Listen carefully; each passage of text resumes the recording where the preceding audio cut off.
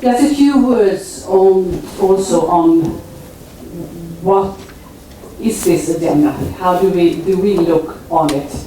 It is very often presented as a continuation of the Millennium Development Goals, and this is true, of course.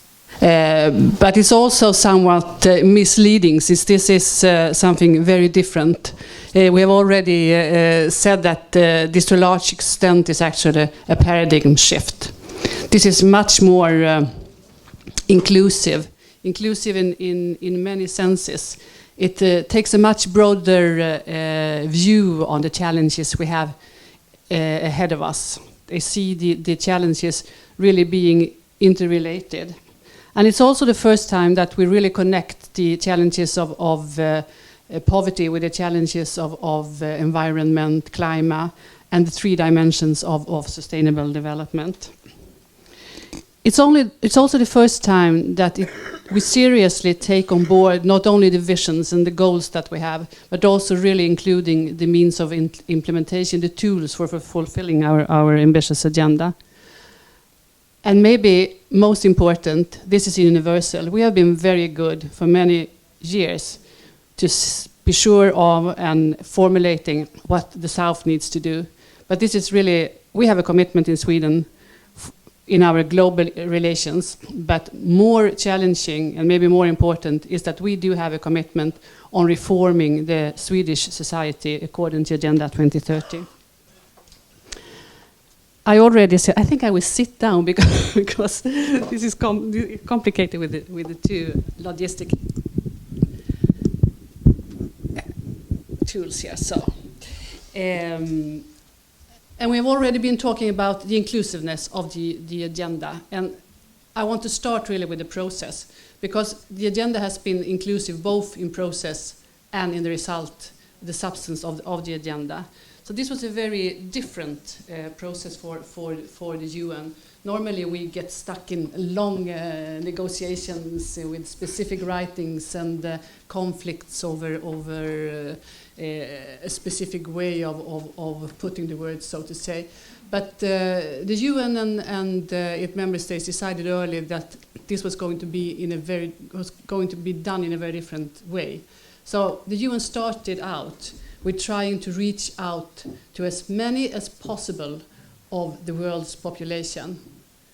And of course it's impossible to have a contact with everybody, but the UN has never reached out to so large part of the world population.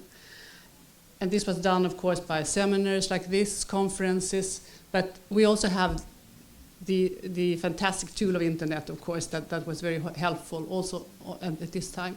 And with the results of this broad consultation as a basis, something that was called the Open Working Group was formed, starting out with 30 member states 2 years ago, ending up with all the member states taking part, since they were more and more learning that here is something different happening. So it was open in the sense that everybody among the member states were invited, but it was open also in the sense that it was not only the member states along the whole discussion, and also actually when we started intergovernmental negotiations, all the time we had representatives taking part in the dialogue in the room, representing civil society organizations, representing local communities, representing business, representing trade unions, and representing academia and universities. And actually a lot of the discussions were based also on the input we had from academia and think tanks.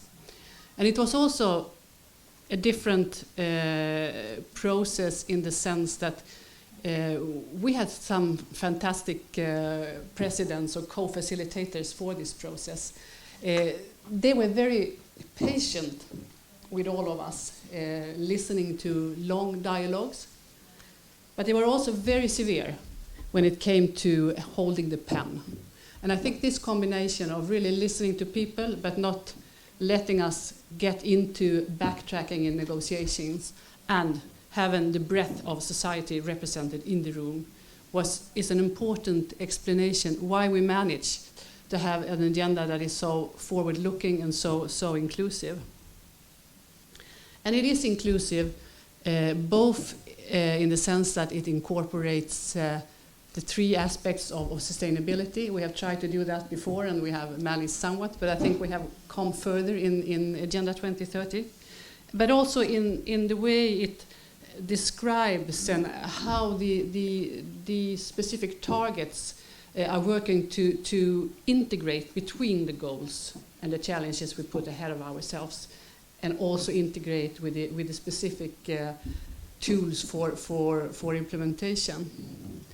And it is also inclusive in the sense that there is one team coming back all the time in the specific wordings of the agenda, and that is the theme of leaving no one behind. And this is really a paradigm shift if you compare with the Millennium Development Goals specifically, where most of the goals were set like in percentages or relative changes. The negotiators of the Agenda 2030 made a choice. It is this clearly said that this agenda needs to reach out to everyone, and it specifically needs to reach out to those left furthest behind and the most vulnerable. It contains plenty of references to this being an agenda for all, but it's also inclusive in the sense that it's clearly a rights-based agenda. It includes all the conventions of human rights, of course, but it also includes the right to education for all, to decent work for all, to health care for all, even sexual and reproductive health. And it's also very, very clear on the need to empower women and girls. And it does have, comparatively, I would say, strong words on discrimination. We wanted to have it even stronger, but comparatively and given the situation we have in the world, I think it's rather good. So we do have an inclusive agenda. Now we need to implement it. And since the breadth of society was really part of the formulation of this agenda and this vision, it's obvious that the breadth of society also need to be part of the realization of the agenda. We have the ambition to work on a whole of government approach when it comes to the work we're doing in the government, but we also really have the ambition to work with a whole of society approach on this. The Agenda 2030 is, of course, very high on the list of priorities for the Swedish government. This is really seen as a basis for much of what the government wants to do and what the government already have wanted to do. You might know that we have set ourselves the tasks to be one of the first fossil-free welfare nations. And also that there is a commitment made already some years ago not to leave any of the environmental challenges to the next generation, but really to solve them during this generation. And you might also know that the Swedish government has declared itself to be a feminist government. And this is well and good, but it's not enough, of course. We need to develop all the policy areas even more. And how do we do that? I think that was really the question raised to me for this part of the program. First of all, this is a responsibility for the whole government. So each and every minister and each and every ministry will be responsible for mainstreaming the agenda into their respective policy areas. But there is a risk, of course, if everybody is responsible, that nobody takes the responsibility. So in order to make sure that this will not happen, two of the Swedish ministers in the government has been tasked with a specific role to coordinate. And when it comes to the national perspectives and national implementation, the Minister for Public Administration has been given a special role. So why the Minister for Public Administration? I think there are at least two reasons why. And the first one being that he has his work at the Ministry for Finance. And if you really need want to reform your country, you need to have friends at the Ministry for Finance. He can use the budget, he can use the instructions, he can use all the traditional steering tools to make the whole government, to make our agencies and the whole official part of Sweden really work on this. But a lot of public services provided by the official Sweden is not provided by the government. It is provided by the municipalities. And the Minister for Public Administration happens to be also the minister responsible for the relation between the government and the municipalities. So I think those are really the two main reasons why the Minister for Public Administration is in charge of coordinating the national implementation. And as I already touched upon, the Minister for Foreign Affairs is responsible for coordinating the international perspectives on the Swedish commitments. And this, of course, includes all foreign policy areas. But the Minister for International Cooperation and the Climate, who also is our Vice Prime Minister, has been given the specific task on coordinating our international perspectives. And she, of course, is responsible for our policy on international cooperation. We are now very close to presenting a new framework for international cooperation to our Parliament. And that new policy will be framed through the Agenda 2030 in order to make all our efforts on international cooperation help in implementing internationally Agenda 2030. But she also has another key tool, and that is our policy coherence for sustainable development. This was a policy decided by the Parliament and the government already in 2002. And when the present government took office 2 years ago, one of the first things that they declared were that they were going to relaunch the policy coherence for sustainable development. And we have already got an analysis and examples from each and every ministry on specific issues they have to work further with in order to implement Agenda 2030. And working for the Foreign Ministry, of course, we are very keen to be active partners both in the European Union and in the UN, of course. The UN needs also to prepare itself both for delivering on the developmental aspects, but also for really being the policy platform that we need in order to share best practices. We need, of course, to coordinate also between ministries. And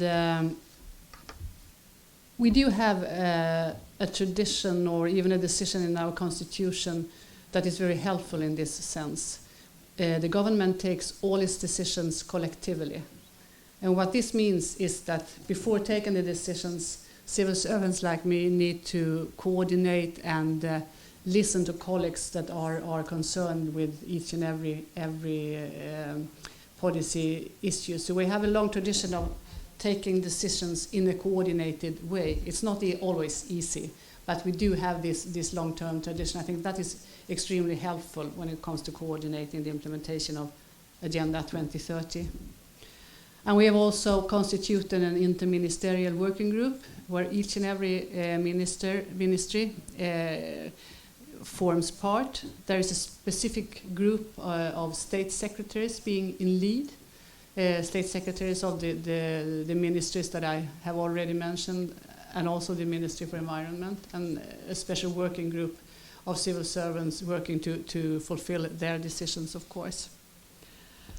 But Sweden is peculiar not only in the way that we have decentralized a lot of the decisions to our municipalities. We also have a system of our own with independent governmental agencies. Many countries have that for international cooperation, but Sweden has that for each and every policy area. And this means, of course, that in order to fulfill the ambitions that the governments have, the agencies need to work very deeply on the issues. So we have now instructed also the agencies or we are in the process of instructing the agencies to mainstream the agenda through their work, of course. And we have also tasked 87 agencies on making a gap analysis. Are we doing enough? Are there more that we need to do? And what is that we need to do further? So this is the official part of the fulfillment. But we need to work with the breadth of society. And we are very lucky, I would say, in Sweden in the sense that we have very engaged organizations and actors in the breadth of the civil society. I mean, this is one of the examples of civil society organizations being very much involved both in the formulation and showing a big interest for taking part in the implementation. But we also have several academic institutions very much engaged, working very closely with the UN during the negotiations and now with us on the implementation issues. And I think what surprised me most when I took over this position was to find out that there is a network for Swedish business representing half of Swedish gross national product that was set up specifically for the negotiations. They took a keen interest in the negotiations and the formulation of goals, but they have also made a declaration on how they can contribute to the fulfillment. Trade unions, of course, are essential to the implementation of this agenda, and specifically if we will make true the commitments we have on decent work for everyone.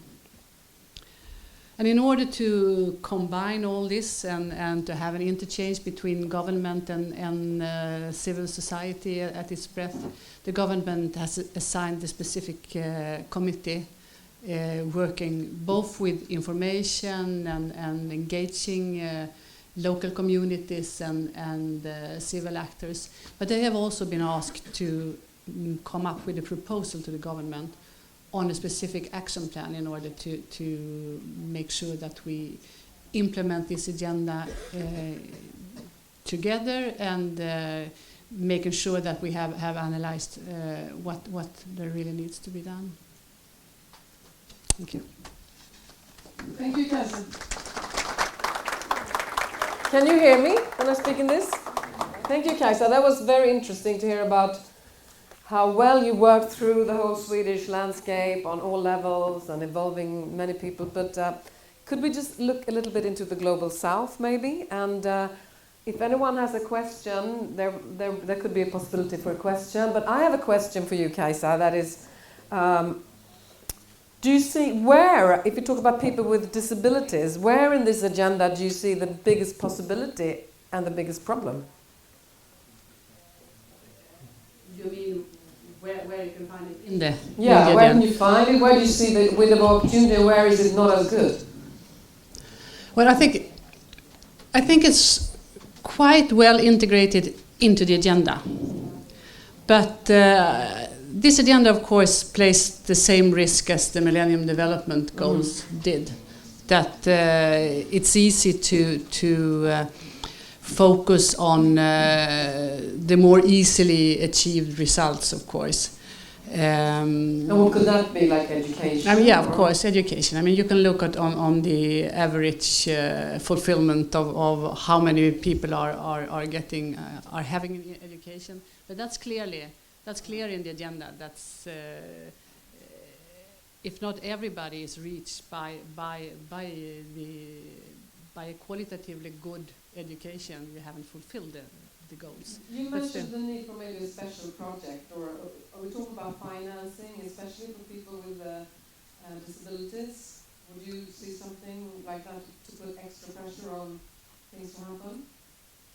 I mean, that could be, I'm sure, a necessary tool, but I'm not an expert on these issues. I know that a colleague of mine from the Agency on International Cooperation will talk to you, and she will know more the exact. But it's clear that that agenda also comes with the action plan for financing, and that says that says that you need to put the money from the international cooperation, but you also need to put the private sector. And what this says really is that you need to all the financial sources need to cooperate on this. The business needs to take this into account also in their daily work, and the governments, both here and in the global south, needs to mobilize their own resources. One of the big problems that we see and which makes us not having the necessary resources are the lack of taxes and illicit financial flows. So we need to cooperate also on how to raise the resources. If we talk a little bit about the global south, we know that 90% of people with disabilities are left out of schools. And in order for these schools to be accessible, they will need to be, they need resources to man hours, maybe special books or something, And that needs money. And we also know that these countries do not prioritize these issues if you look at it historically. So how can Sweden help make it a priority? Well, we need to have a dialogue on this, of course, as we have a dialogue in order to influence other countries that we meet regularly. And the agenda is a good basis for having this agenda. It's also a good basis given that we are now mainstreaming it into our international cooperation. But it's not only the international cooperation, it's really also part of the general dialogue that we need to have with each and every country, and that our embassies needs to be involved in, of course. So if I was an ambassador somewhere in the global south, what would you tell me to do?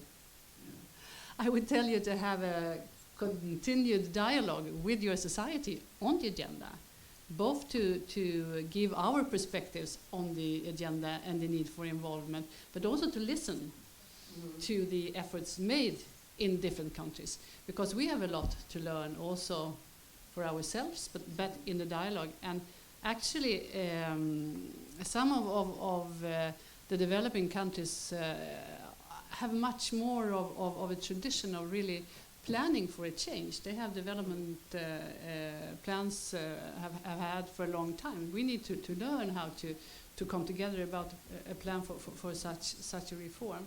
But we are helping. In some religious settings or very cultural, conflict-torn countries, it can be something that you hide. People with disabilities can be stigma, maybe a little bit awkward for the ambassador to bring up in a political discussion. How would you make sure they always bring it up?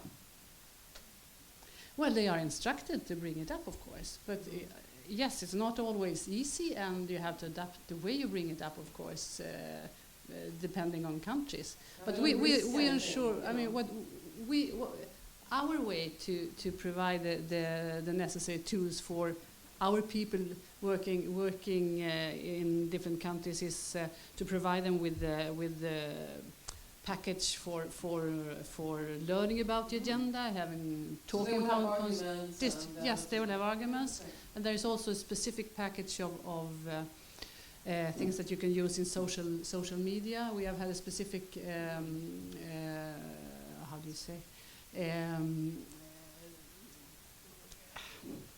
I lost the word.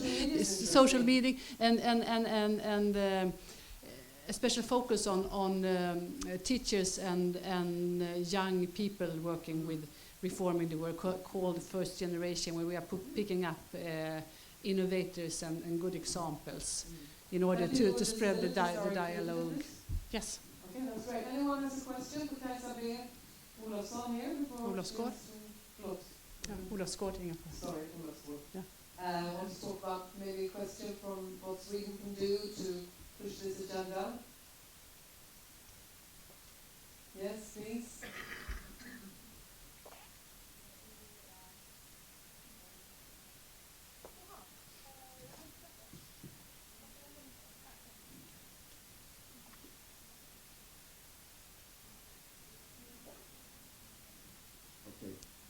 Go ahead. Buenas tardes, David López de Nicaragua.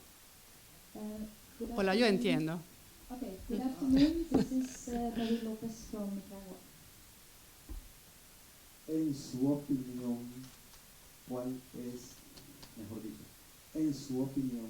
¿cuáles son las diferencias más marcadas entre las actuales metas de desarrollo y las anteriores. In your opinion, which is the major difference on this new sustainable development goals and the previous agenda? Gracias. Thank you. Gracias. Good question.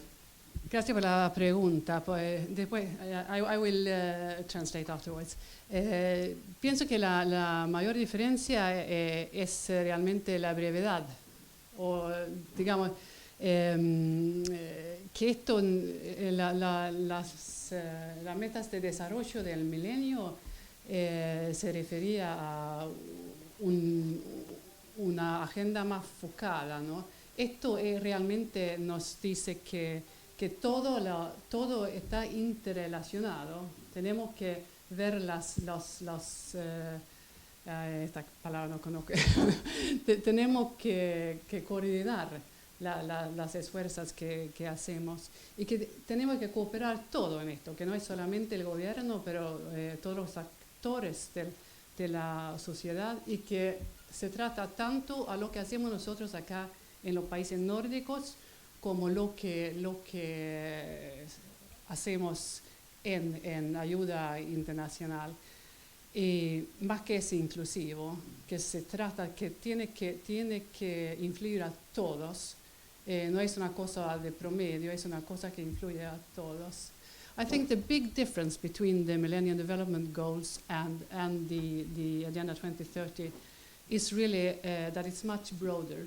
It's bringing together the different challenges and show us that they are interconnected.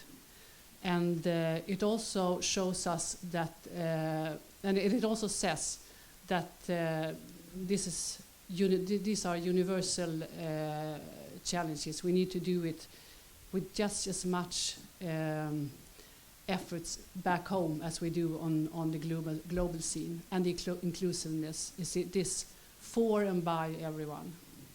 Wow, thank you. Very good in Spanish and translation too. I was lucky I didn't have to do it because there were a lot worse. Thank you for the question. We do not have a lot of time for any more questions, but maybe we can do one quick one, yeah? Okay. In the back there, and now we're just 2-3 minutes behind our schedule. But one must always push a little bit for the deadline, don't you think? Makes life more exciting. Sure. I'm not very complicated. Thank you. Thank you for your good presentation. And the moderator has been trying to get some notes out of you.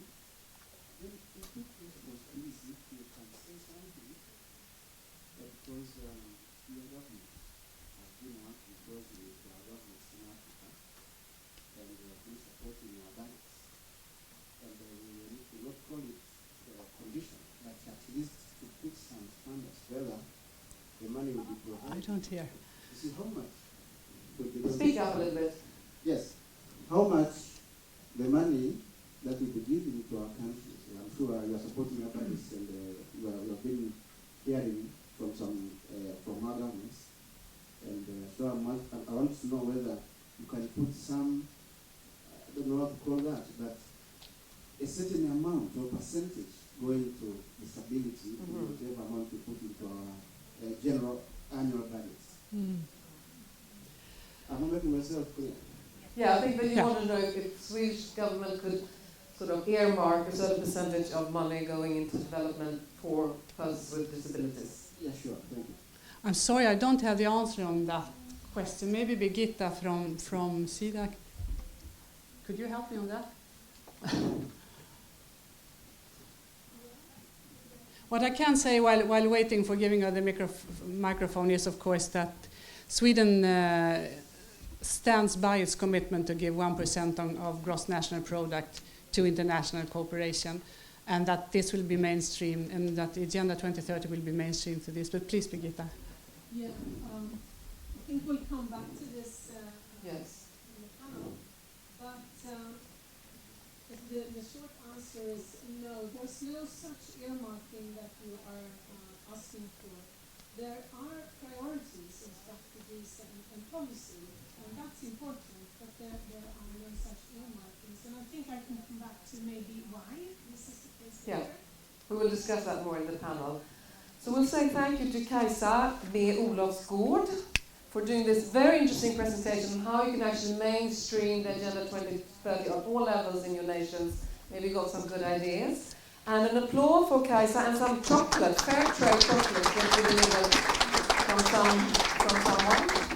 I don't know where it is, the chocolate. Maybe. South America. Where is the chocolate? It's over there. Ah. So, but I thought it was some good ideas maybe from Kajsa you can bring to your countries, and you know how to work through all little, you know, special departments in your governments. Make sure they are doing the same thing as she is. So thank you, Kajsa. Thank you very much. Okay, a little bit late, but anyhow, I just want to say we have 3 more keynote speakers, and then we're going to have a little break, and then we'll have the panel discussion where we can go more into detail. The next speaker is Charlotte McClain Nhlapo. I hope I pronounced that correctly. Got it. Welcome. Thank you. From the World Bank, Disability Advisor. She will talk about Agenda 2030 and disability and the way forward. The floor is yours. Thank you very much. Thank you very much. It's great to be in Stockholm, and it's quite exciting to see a lot of very old friends. And also have made a lot of new friends. So thank you very much for the opportunity to be here. So I was asked actually to make a PowerPoint presentation, which is something I don't often do. But I will go ahead and do that. So I wanted to start off by asking what seems like a rather simplistic question. And that question is, why should we include persons with disabilities in the 2030 agenda anyway? Why bother? Why is this an issue? Well, it's an issue for a number of reasons. But the first one is that there are 1 billion persons with disabilities on this planet. So this is not an insignificant population. In fact, it's often called the largest minority population. The other important issue that makes sense for disability to be included in the development agenda is that 80% of people with disabilities live in the developing world. And so if we're looking at policies and frameworks that think about development, we need to be remembering that 80% of persons with disabilities live in the developing world. The World Bank estimates that 80% of people with disabilities also live in poverty. And if we're developing a framework, an agenda that addresses issues around poverty, then surely we should be looking at this group of people. I was very happy to hear the ambassador say that the 2030 agenda is essentially a rights-based agenda.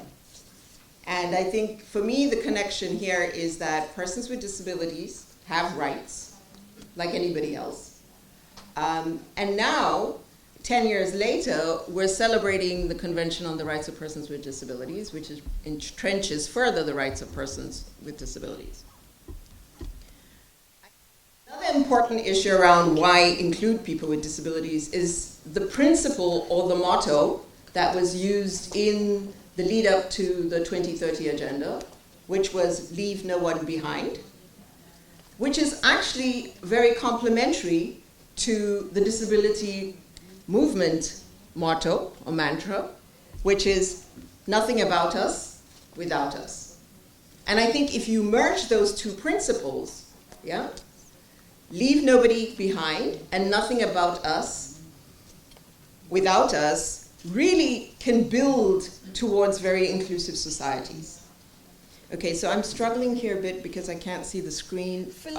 I'm sorry, I just need to be seen by the two Yeah. deaf people here, and Stand I saw. here. Can I, can, If I oh, can, She can stand here. Do you want me to come here? no, I'm fine. I'm is fine. that okay? Yeah, see? that's Can you fine. see? I'm sorry, I was just, No, okay. sorry. We'll make it work.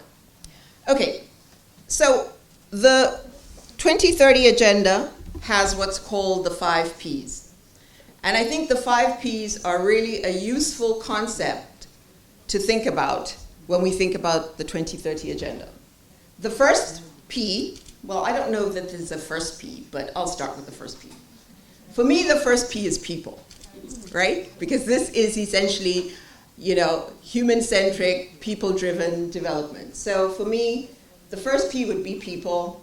And the issue here is to end poverty and hunger in all its forms, but very importantly, to ensure dignity. And I want us to be mindful of that, because it's not just about ending poverty, but it's doing so with dignity. And dignity is important for everybody, but for people with disabilities, it's often a theme that comes up again and again and again. The second P is prosperity. And that really speaks to the ability to ensure prosperous and fulfilling lives in harmony with nature. The third P is peace. I think that speaks for itself. The fourth P is partnerships, which is really important, and I'll come back to that in a bit. And the fifth P is the planet. And as the ambassador said, I think this agenda is really the first agenda that brings these 5 Ps together in a very seamless way, and if so implemented, can be very integrated, because they are linked together. But they will only be linked together if we make them link together. So it's like making sure that they all form part of that circle. And I think what for me is at the center of that is disability inclusion. And I wanted to talk a bit about disability in the actual goals, in the Sustainable Development Goals. Because I think there's quite a lot of excitement within the disability movement that finally there is reference to disability in the SDGs. Because this was not the case with the Millennium Development Goals. We had 8 goals, some were more universal than others, but they did not specifically reference disability. And I must hasten and say here that the fact that we have reference to disability in the SDGs was because of the process that the ambassador spoke about, the process that was inclusive. And it brought on groups of persons with disabilities. So DPO, disabled people's organizations, were well represented, they were well engaged, and that then resulted in voice and then in reference to disability in the actual goals. So I think for me that's an important lesson. The lesson here is that it was not just about designing an agenda, but it was an agenda that had a process that was inclusive. And therefore I think we have a set of goals that have been designed and developed by way of consensus, and people feel like their issues are addressed there. So the goals now in their current form mention disability or reference disability 11 times, which is not bad considering. There were groups within the disability sector that wanted a standalone goal on disability. They just wanted one standalone goal on disability. My personal perspective was that was perhaps not such a great option, because I think lessons learned from the MDG process was that when you had a standalone goal like in the MDGs on women, it's often the goal that countries don't ever get to. And so if you can find ways to mainstream the issue into existing goals, then I think there's a better chance of having more traction, better planning, and better financing in relation to implementation.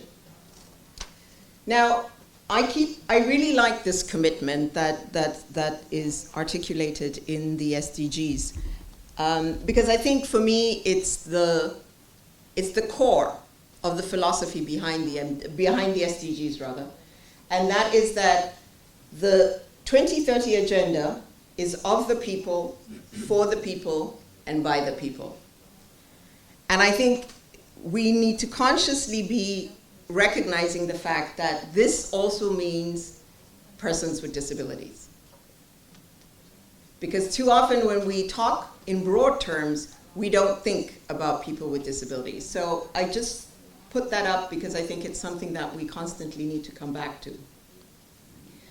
So in addition to the, not in addition, amongst the 11 references to disability, there are 5 goals that are quite explicit in referencing disability.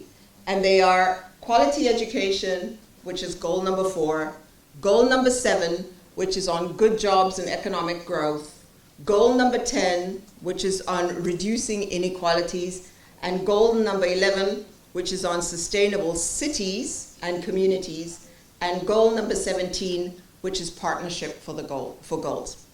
Now, this does not mean that all the other goals are not important for persons with disabilities. I just have on the slide right now the 5 goals that make explicit reference.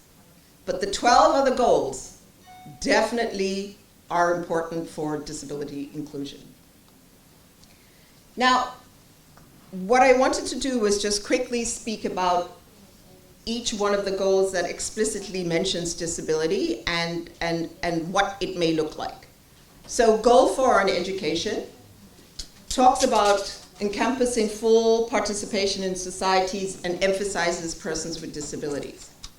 So what that would look like in a practical way would be that there would be in programs that are financed for education the inclusion of learners with disabilities.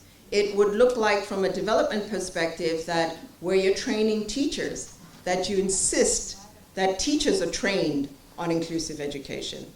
That where you're supporting the building of schools, that you insist that schools are accessible. And I think you get the point. So the point is that wherever there is specific reference to disability in relation to the goal, there are particular activities that could and should be in place to ensure disability inclusion. The other goal, goal 8, is an important one. It talks about employment, and it speaks to the importance of ensuring decent work and employment for women and men, youth, and persons with disabilities. You know, when I speak to organizations of persons with disabilities, they often come up with 3 issues that are most important in their lives. The first one is education, the second one is dignity, and the third one is employment. And when you think about that, that's kind of what most of us want. Because if you have the dignity, you feel valued in society. If you have the education, that doesn't always happen, but you can often get the employment that you want. And so the dreams of people with disabilities and the aspirations of people with disabilities are not really different from those who aren't disabled. And so we need to be mindful of that. Some other goals that have explicit reference to persons with disabilities, goal 10, which speaks to reducing inequality.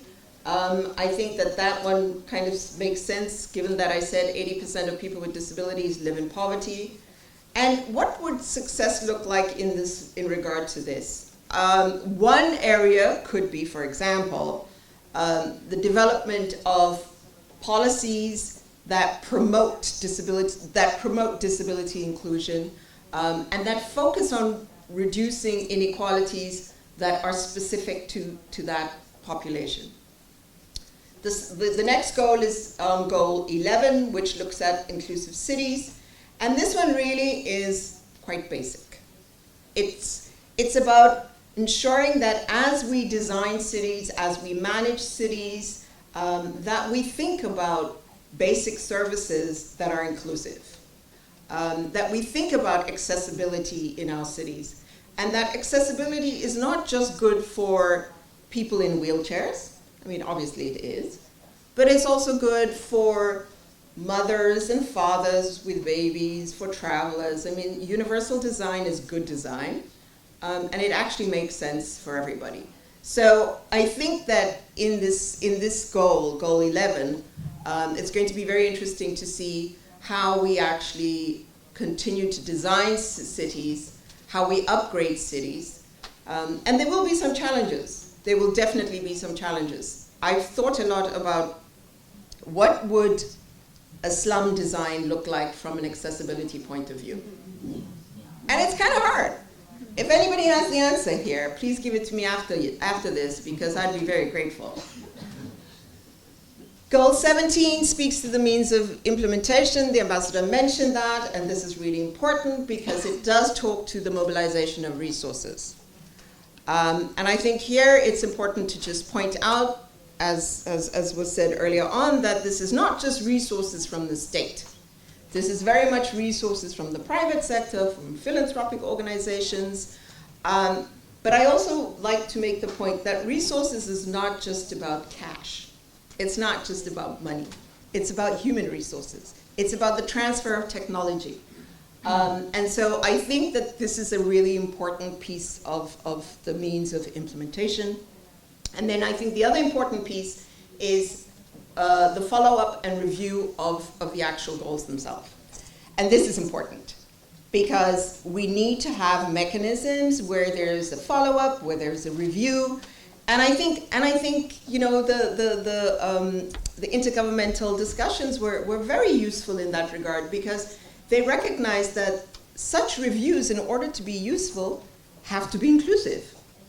So I really like the idea that they wanted to ensure that they foster inclusive partnerships, and you have different people talking about what their experiences are vis-a-vis the implementation of the goals. An important issue that comes up in terms of follow-up has been the need for data disaggregation. And you know, for disability, this is an absolute key issue. We need to have better disability disaggregated data, but it's not an issue just for persons with disabilities. It's an issue very much for gender. We still don't have all the data that we need. It's definitely an issue when we think about LGBTI populations. We just don't have the data. So I was very happy to see the reference to data disaggregation for the purposes of tracking progress. Now, what I did want to do was make the linkage between the SDGs and the UN Convention on the Rights of Persons with Disabilities. Because as pointed out earlier on, this is the 2030 agenda is in fact a rights-based approach. And for me, the value of linking it to the Convention on the Rights of Persons with Disabilities, which I will refer to from now on as a CRPD, is that the 2030 agenda is a political commitment. It's not a legally binding document, whereas the CRPD is. The CRPD is something that that countries have ratified and now have a legal obligation to implement. And I think the beauty of these linkages is that we can use the CRPD to implement the various goals outlined in the 2030 agenda. So, goal 1, which is eradicating poverty, links directly to the articulation of poverty as a cross-cutting issue within the CRPD. Goal 2 of the SDGs talks about zero hunger, and it links directly to goal 28 of the CRPD that talks about adequate standard of living and social protection. Goal 3 speaks to health, and there are a few articles in the CRPD that relate to health. One is Article 10 on the right to life, 11 on risk and humanitarian assistance, 23 on the respect for home and family, 25 on health, and 26 on rehabilitation and habilitation. Further linkages are Goal 4 on quality inclusive education, which is Article 24, and that's on the right to inclusive education in the CRPD. Goal 5 of the SDG is gender equality, and that's a cross-cutting issue throughout the CRPD. And there's a specific article on women within the CRPD, Article 6. Goal 6 of the SDGs, water and sanitation, links to Article 28 on adequate standard of living and protection. Goal 7 of the SDGs, which is on energy. And one might think, well, maybe that's not really directly related to persons with disabilities. But it is. It's very related. And it's actually related to Article 28 of the CRPD that speaks to adequate standard of living and social protection. The other linkages are employment. That's goal number 8 of the SDGs. And it relates to the CRPD article number 27, which is on work and employment. Goal 9 of the SDGs, which is on industry, innovation, and infrastructure, I think links to Article 9, which is on accessibility, and Article 20, which is on personal mobility, Article 21, which is on the freedom of expression and open and access to information. Goal 10 of the SDGs is reduced inequality, and that directly links to Article 5 of the CRPD, which is on equality and non-discrimination, which too is a cross-cutting theme and issue throughout the CRPD. Goal 11 is on sustainable cities. We talked about that a bit. It's directly linked to Article 9, which is on accessibility, and it's also linked to Article 11, which is on humanitarian emergencies. It's linked to 19, which is living in the community. That's very important for persons with disabilities. And it's also linked to participation and access to culture, leisure, and sport.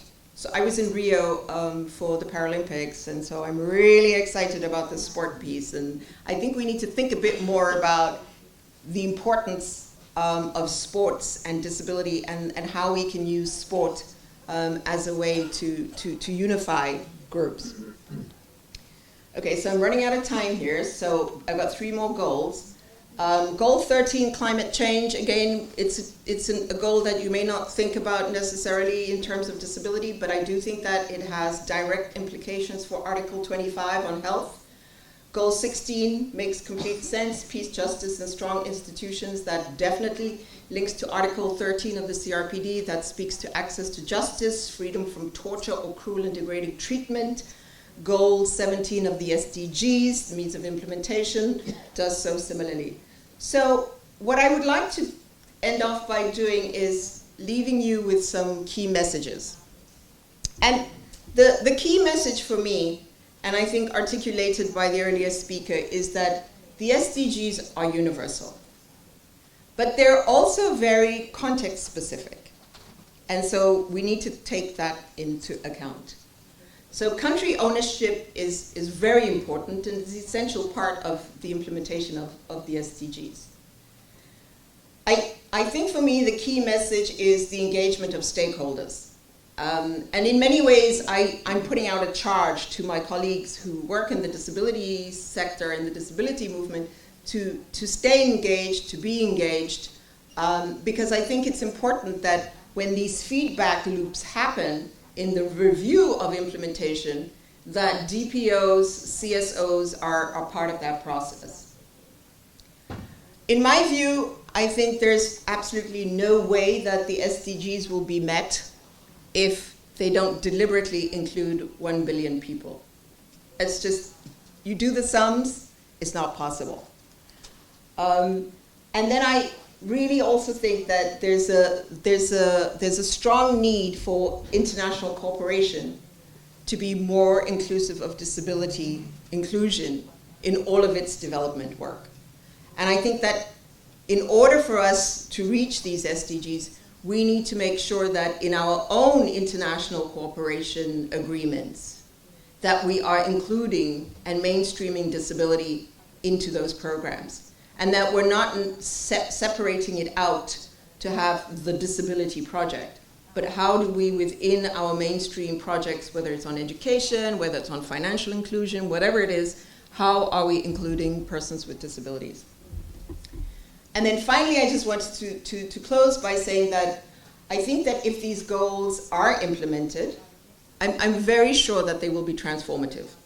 If they are implemented, all 17 of them, if they're implemented, they stand to really not only make a paradigm shift, but really transform the world And I think it can really create a more inclusive society. And as we know, more inclusive societies are often more democratic societies. So I'll end there, and thank you very much. Thank you very much, Aldén. That was very interesting. And a more inclusive society could also be a more fun society, right? I was smarter as well. So we're just on time now, but I was thinking maybe someone has a question for Charlotte. We'll take that directly. And can I just also ask you, you mentioned that countries now have to stick to these conventions, but will they be really held accountable? How? It's not like they're going to be given a penalty or be put to jail. Yeah, These conventions are, documents that they ratify. So there is a mechanism to hold countries accountable to the conventions. And so each convention, each of the thematic conventions like Sida, Convention on the Rights of the Child, the Convention on the Rights of Persons with Disabilities, have committees that are formed of experts. And they require, after each country ratifies the treaty, the first 2 years to submit a report on progress, and then every 4 years after that. And there's quite a robust discussion around the reports. So it could be like a shaming of a country that's not living up to... Well, it's not so much of a shaming, it's more of a negotiation. It's listening, it's looking at the report, but it's also soliciting reports from other sectors of the country. So it's not just the Swedish government, it's the Swedish government plus your civil society can submit a report. And that's important because it gives often it's very interesting to listen or to read the various reports. They can seem as if they don't come from the same country. So this is something for you to bring home to, study up on maybe. Yes. Give feedback. Please, your question. My name is Thomas Lagerwall from a small Swedish organization called the Swedish Organization for Rehabilitation and Development in Swedish, Föreningen för Rehabilitering och Utveckling. Thank you, Charlotte, for a very interesting presentation. I very much enjoy you linking CRPD to the Agenda 2030. That was very well done, I think. You raised a question to us, which was about development and accessibility in slum areas. I would here recommend looking into community-based rehabilitation. As you may recall, this was discussed during the CRPD negotiations, and several of us felt you shouldn't put in such a detail in a convention. But I think this is something that needs to be looked into, because community-based rehabilitation today aims at empowerment. And there are many examples of how this can work, also in slum and poor areas. Yeah. For example, I would mention one example is Piña Palmera in Mexico, which may be worth visiting, because they really managed to make a poor area inclusive for persons with different kinds of disabilities. Thank you. Thank you, Thomas. That's very helpful. So we have another comment here. Thank you. My name is Kaino. SRF, one of the organizers of this conference. And my question to you is, so what do you see as the role of the World Bank in this process? Okay. I had that question too, but So, I mean, the role of the World Bank will be to ensure that our projects do not discriminate against any groups. And at this point in time, the bank has just gone through a very elaborate process of reviewing its safeguards. Somebody had asked earlier on about safeguards. So it's just gone through a process of reviewing its safeguards. We've come up with a new set of environmental and it's going to be called the Environmental and Social Framework. And within that, there's an entire, there's framework number 1, which is on non-discrimination, and it makes explicit reference to disability. So the bank projects will not be able to discriminate against persons with disabilities. So that's a really good start. But are they more responsible for financing, for instance? Yeah, but you need to have a framework. Of course, yeah. If you have a good framework, that's a non-discriminatory framework, then financing is not the problem. The problem here is making sure that our projects don't exclude persons with disabilities.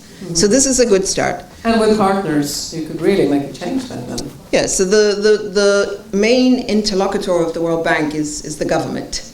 And then for me, the point is ensuring that governments have the necessary knowledge to request the bank to support them in this area. And this is where DPOs and civil society play a really important role by holding their own governments accountable so that in the interactions with the bank and others, this issue comes to the fore. Which could make it faster to have accessible schools and jobs. Yes, it could.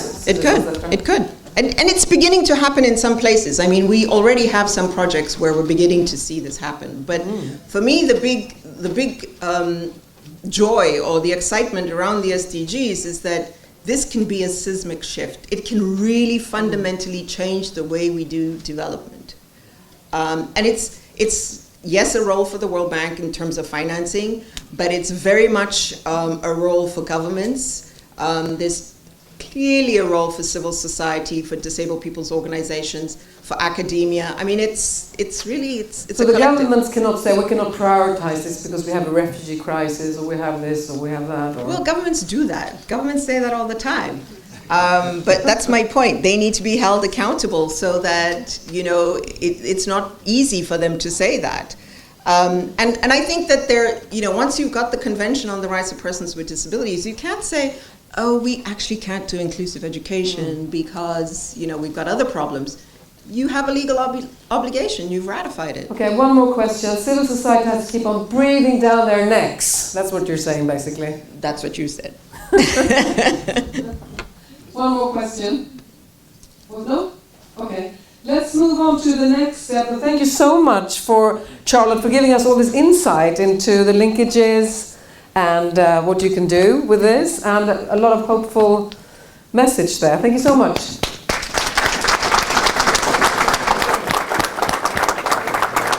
So we are running 7 minutes behind, but I think that should be okay. We will have an intermission anyway, because it was interesting to listen to Charlotte's, and I'm sure we could have listened to her and Kajsa 20 more minutes each, but we have to move on. Our next speaker is Malin Ekman Aldén. Welcome. She is the Acting Executive Director for Myndigheten för Delaktighet, which in English is Agency for Participation. And she will talk about the background to disability perspective in international cooperation. Sweden. Thank you very much. Is it on? Yep. I'm very honored to be invited here on. Okay, maybe. Okay. Is it better? Yeah, I can hear it myself. I'm very grateful to be invited here today and speak on this subject. It's challenging, and I'm very honored that I had the opportunity. There are so many experts in this room that might question what I say, so have a long experience. Well, I'm now heading the Agency for Participation, which is a national agency under the Ministry of Social Affairs in Sweden. And we are, in general, working on supporting the government in implementing the disability policy in this country in different aspects. I like the way the Swedish government has taken aboard the new development agenda.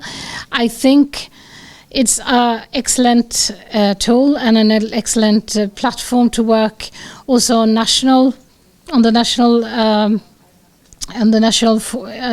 agenda, and it should be, and it's an excellent platform to have a political development monitored and developed from. And perhaps I think for all of us, not doesn't matter which country we come from, I think the national platform is probably where the biggest changes and the most important changes for persons with disabilities are conducted. And I also think, referring a bit to the discussion, interesting presentation by Charlotte, that also maybe that's the most important thing to remember, that the national government is the one to be responsible of the implementation, and that is going both with the development agenda, but also, of course, with the CRPD. And maybe that is really where you have, as a movement of disabled persons, to put the greatest efforts. The international process can support your case, and the discussion on national agenda, but still, the national agenda is where things are really happening.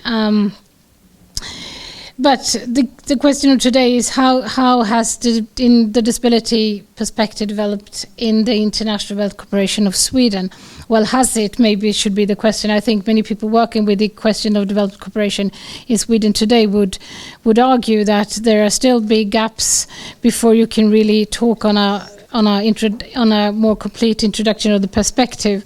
My colleague from Sida, which is another government agency, will speak more on this on the next item of the agenda. However, I thought today is the day of the United Nations. And when I thought of this theme and thinking back, because I've been not in this capacity as I am now, but I used to be heading the work of International Development Cooperation of Disability Movement for many years as a part of the NGO movement here in Sweden. And I was thinking what was really the key tools that we used at that time to work on the agenda. And I think the international development agenda is very much following the development of, the right-based development of disabled people in general. I think the background came from from a strong social commitment.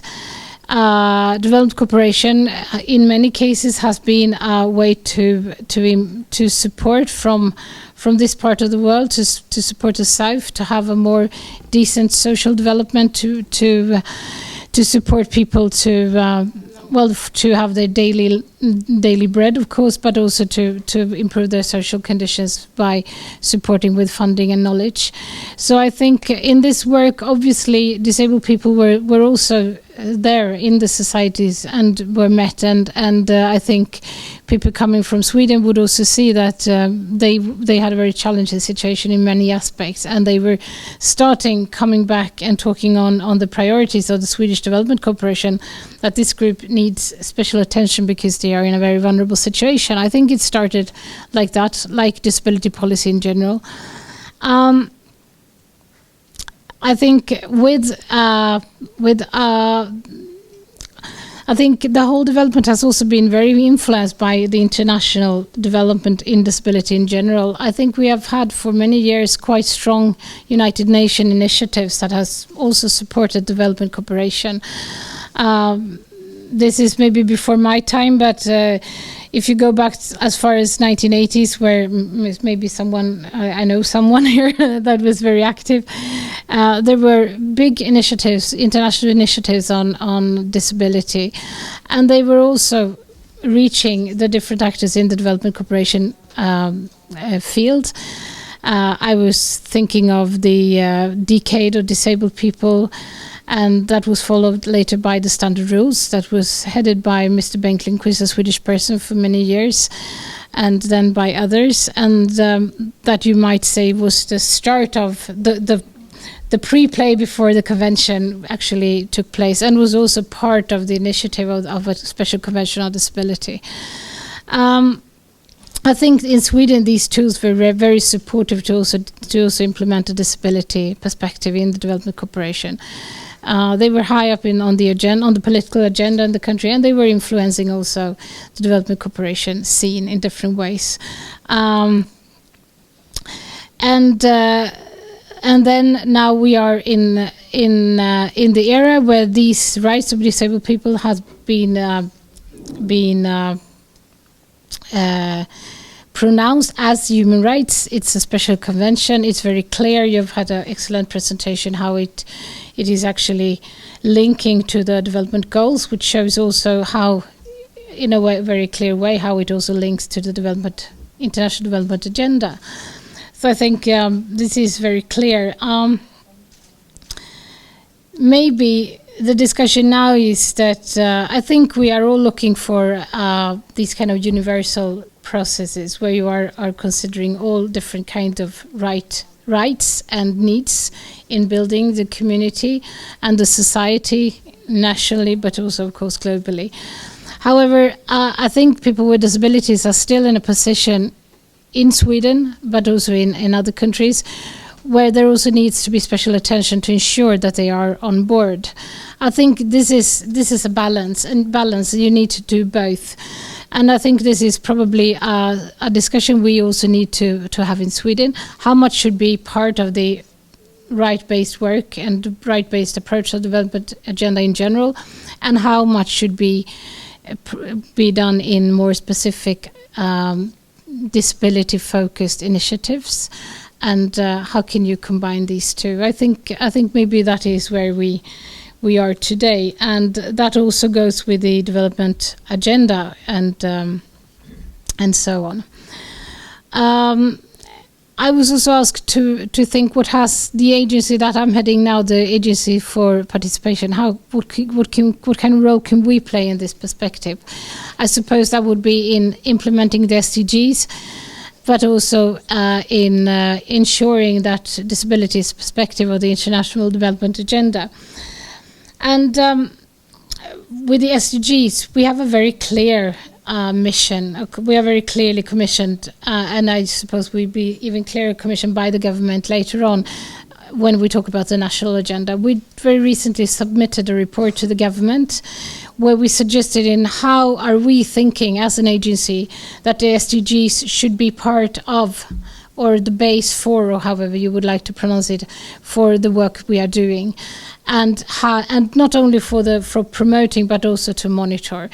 And I think we are developing at the moment quite a clear plan for that within the agency. And this mission by the government has been helpful in trying to summarize this. And so I think that is very clearly part of our work. When it comes to development cooperation, we are not in the instruction from the government. That's not part of our responsibility. However, in the report we submitted to the government, we were suggesting that the government should consider how to see how they could use the competency and the knowledge that there are in general in national development of disability policy, and how can that be used more efficiently in combination with the competency of international development cooperation. The agency didn't suggest how this should be carried out, but we suggested that there might be some kind of fruitful meeting, and in practice I suppose that would be in a cooperation between us as an agency and maybe Sida as the Development Cooperation Agency in Sweden. We don't know how the government will consider these suggestions. We are also thinking, and it will be very interesting now to meet my colleague from Sida, that maybe we could also, as agencies, take some initiatives to talk on this issue and see are there any points that are different competencies and different missions can be used to ensure that we can also use the Swedish disability experience in the international field. So maybe that is about what I can say on that issue today. Thank you so much, Malin, for that insight into Swedish agency. We can take one question if anyone has a question for Malin. Otherwise, I will ask you this question. How good is Sweden in this issue? Are we best in class, or are we like dropping down from top 10, or are we at the bottom of inclusion? Maybe it's hard for me to judge, but I would say, as I have a long perspective on development, on development, international development cooperation issues, I would say that Sweden is not best in class. Maybe we were, or among the best, and Scandinavia was quite a few years ago.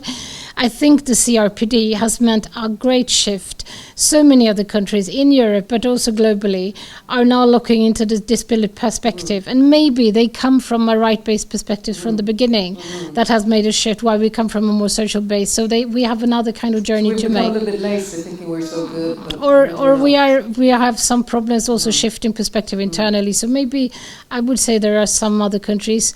Well, still we have a very big donor. We have spent a lot of money on international cooperation. And do you have all the instruments? Do you think Agenda 2030 and the convention is enough for you to work with this? I think they are enough as a policy base. Certainly, especially the CRPD is very clear, but of course it has to be developed into practical policies and strategies for implementation, and that has to be done within the Swedish development cooperation policy. So I think that. Thank you so much. We will give you a chocolate as well, fair trade chocolate. One question, great. Thank you. I'm Tina Sjöblom, and I'm the Secretary General on my right. I was very glad to hear that you have suggested that we should work on the developmental agenda and try to take from Swedish perspective and the Swedish national agenda the work that is carried on from civil society. And I would just like to say that I think this goes very well together with what we heard before when Kajsa Olofsgård talked about the Swedish civil society work and how we could also make other civil societies all around the world and where we are active to come through, and that we could also in this way get a good pressure on different partners and we should work with, but they should include civil society in the work. And are you thinking that this could also be part of how you could get the issue about? Yeah, I should have said that. I think civil society it's crucial really to include the implementation of the perspective. That would be in Sweden, but also globally. I don't think anything would have happened, not in Sweden, not globally, if the civil society had not been there. I think there have been because I think the right holders, which are persons with disabilities, are really the ones that can define what are the obstacles, but of course also the rights, and I think that is really crucial. And so the collaboration with the bureaucracy and the government and so on, that would be in the combination you can really find dynamics. But I think civil society is still also in the inclusion of this perspective development cooperation, and that is not only in this part of the world that are maybe donors, but also for the countries that are receiving development cooperation. I mean, in development cooperation, it's not like the donors are giving the whole. All the conditions. It's like a partnership, and if the countries that are part of the cooperation are not asking, there will not be anything happening. So just as important for us in Sweden to be very clear on the perspective, it also has to be clear from the countries that are in our cooperation. Thank you, and that was a perfect bridge over to our next speaker actually, who's going to be from the civil society. Thank you so much. Here's some chocolate. And our next speaker is coming from African Union of the Blind. It's Peter Anomah-Kordieh. Is that correctly pronounced? Good, great. I'm happy about that. I didn't know it was Cordier, maybe a little bit French touch. So, please welcome. You will talk about results at a glance from the Regional African Human Rights Project and My Right as a whole. And the floor is yours, and we will try to take some questions afterwards. All right. Thank you very much. I'm very happy to be here to contribute to this discussion and UN Day. African Union of the Blind, as you mentioned, is the sole organization for the blind in Africa. It's an umbrella organization for the blind, and it represents millions of people in Africa. And we have a mandate in 53 African countries. So that's quite a big organization. And we are located in East Africa, in Nairobi. That's where our headquarters is, but we operate in all African countries. Having said that, thank you very much again. We've all heard about the fact that none of the Millennium Development Goals mention that of persons with disabilities, despite demands across the globe to include them. So when it later came time for us to identify the Sustainable Development Goals, persons with disabilities and their organizations all over the world contributed significantly, and Africa was not left out. And even before the Sustainable Development Goals were set, a number of African countries adopted policies including inclusive education, housing, employment, and poverty alleviation, and the like. But these policies and legislations, persons with disabilities have not benefited from these legislations. And you agree with me that the UN Convention on the Right of Persons with Disabilities and Nations with Disabilities Act is cover all aspects of human life. And then so as the policies and legislations also promote and protect the right of and also create opportunities for persons with disabilities. So the question is, why then still persons with disabilities still have a lot of challenges?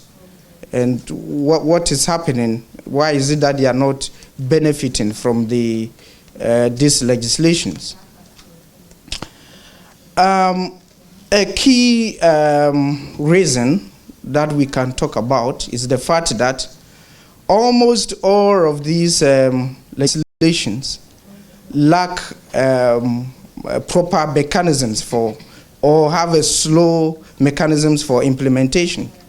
So until governments and the society and duty bearers change their attitudes towards persons with disabilities, persons with disabilities may not even benefit from these Sustainable Development Goals.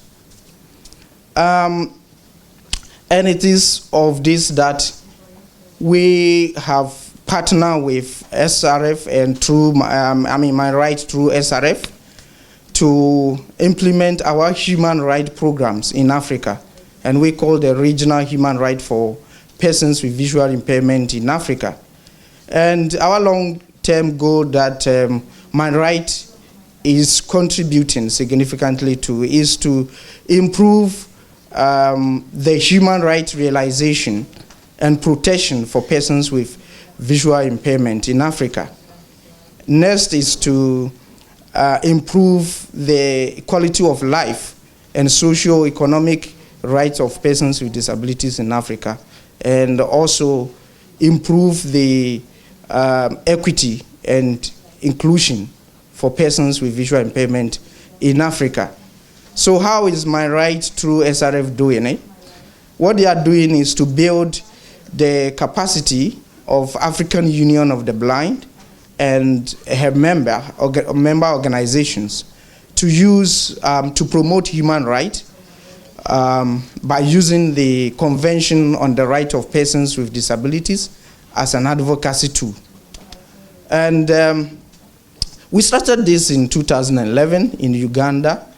In Uganda, we were able to build the capacity of Ugandan National Association of the Blind, where they were able to lobby their government to put systems in place for the implementation of the CRPD. And also,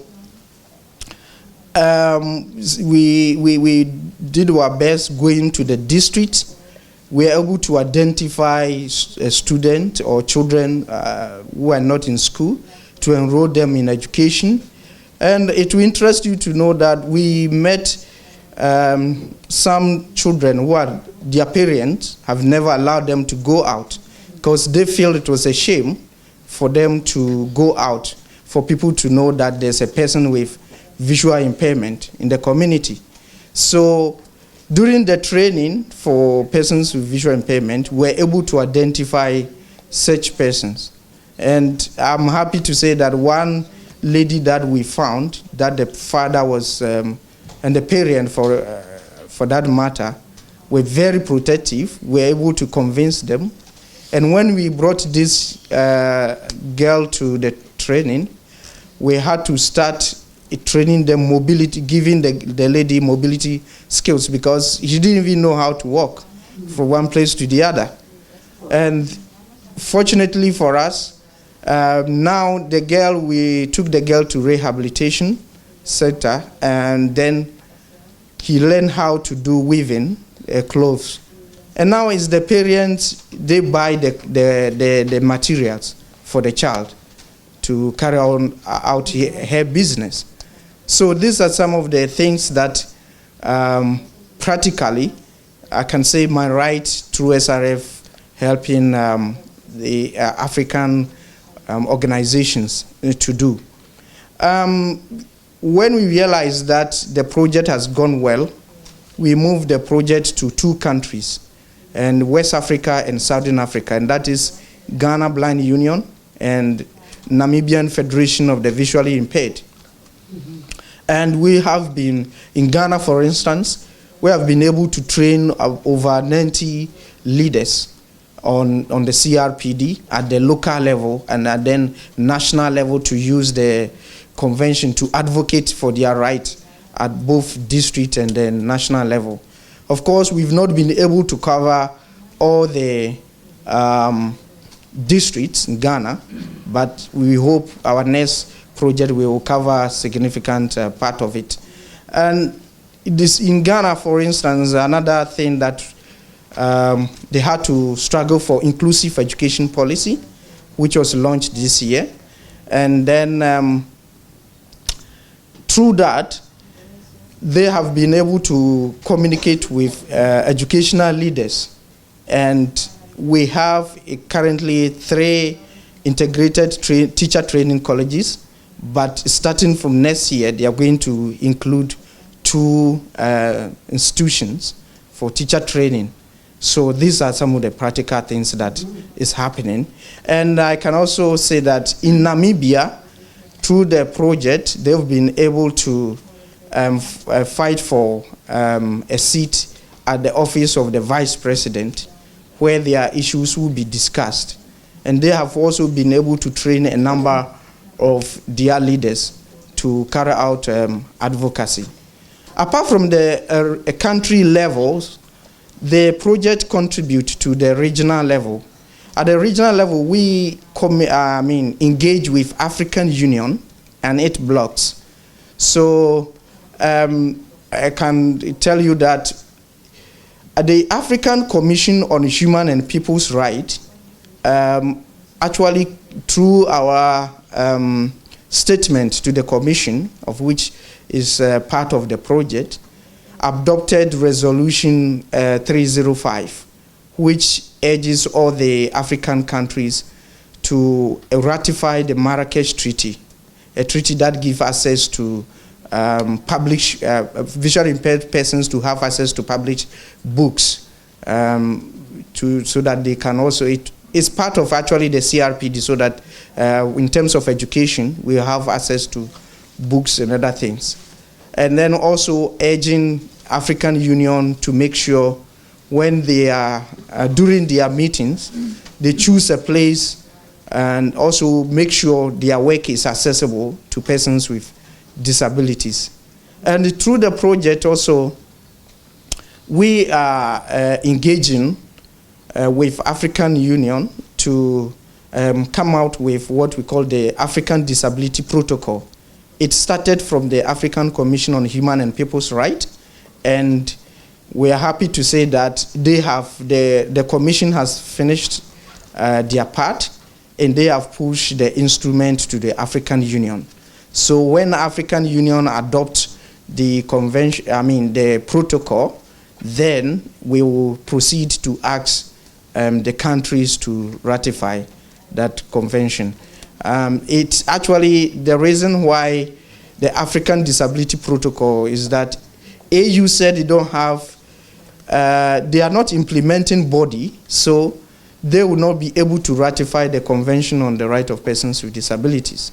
So then they need an instrument that is African-based. And African value family systems so much. So then they have to put the kind of family system also in the instrument. So this is what the project, through Human Rights, we are doing in Africa. In moving forward, I would say that, yes, these are achievements that we have, but it doesn't mean we have finished everything. There are still challenges that is facing African persons with disabilities in Africa. And as I mentioned earlier on, we operate in 53 African countries, and so far we are in 3 countries. It means that then we have a long way to go to get into other 50 countries. So in terms of education, employment, and housing and health and other things, persons with disabilities in Africa still don't have access to these things. And it's because we have the instrument, the legislations, even the CRPD itself.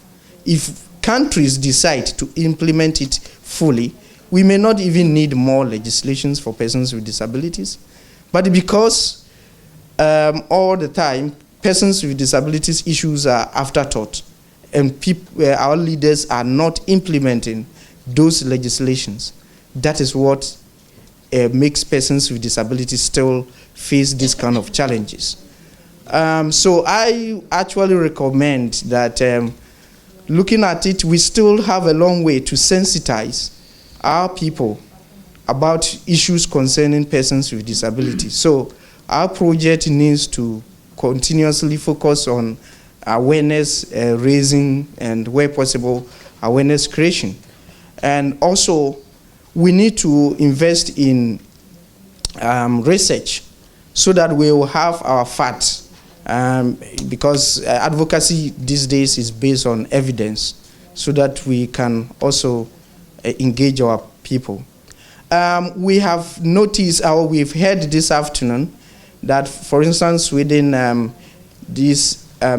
Agenda 2030 will be in the ministries, different ministries.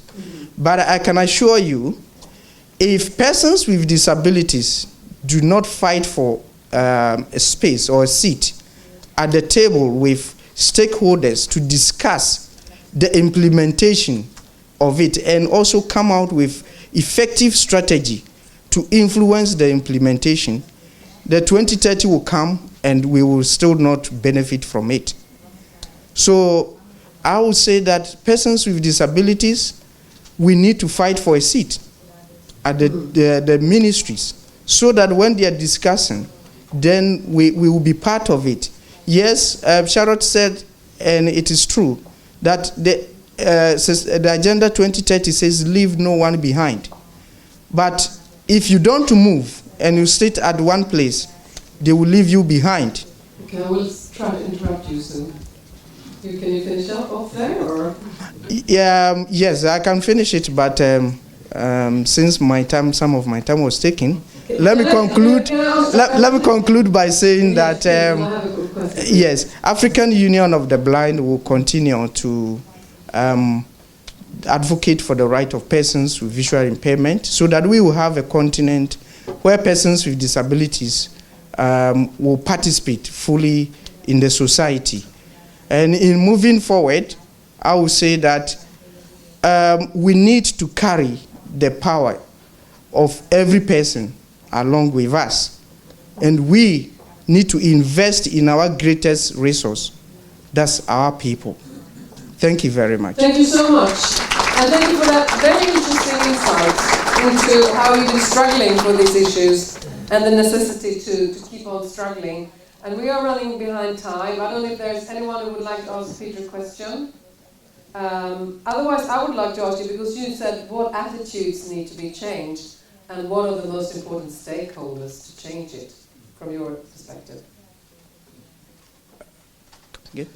What are the important stakeholders that you need to change, do you think, in order to make things move forward quicker? Yes, thank you very much. We have leaders at various sectors, ministries, and where our issues are discussed. And for instance, I can assure you in Africa, where I come from, some places, leaders say that you are not supposed to see a visually impaired person in the morning. But who are these leaders? The religious leaders? That I'm talking about the government. Okay. And yes, I'm talking about the government and its ministers here and there. So if you have such persons saying that if you see a visually impaired person in the morning it's a case, then I can assure you that person going to plan will not include you. Yes, of course. And do you see that over the years that you've struggled, can you see changes are happening, or is it still as difficult as from when you started? Yes, things are changing, and a changing of attitude is not just a day. It's something you need to continue on, and that's why we try to network with other civil societies so that we can then sustain our what called result that we get. So we have to continue on, and that's why we are seeing progress in the countries that we've worked with. Thank you, Peter. So to break stigmas and to keep up the struggle, we'll give you some chocolate as well from the Fair Trade Company. But we are behind time, so there will be a short break now for like 4 minutes, and then we will come back to the panel. Thank you so much, Peter, for talking about this. Thank you very much.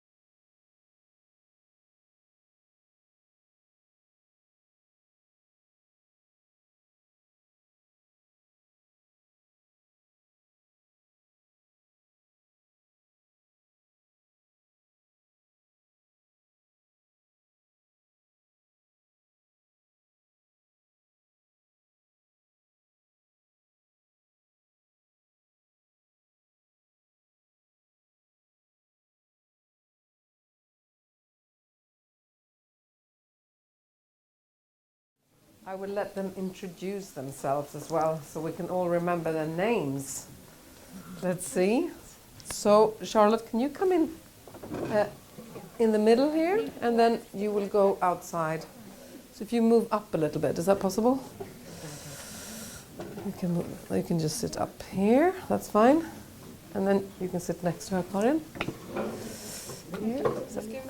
Okay.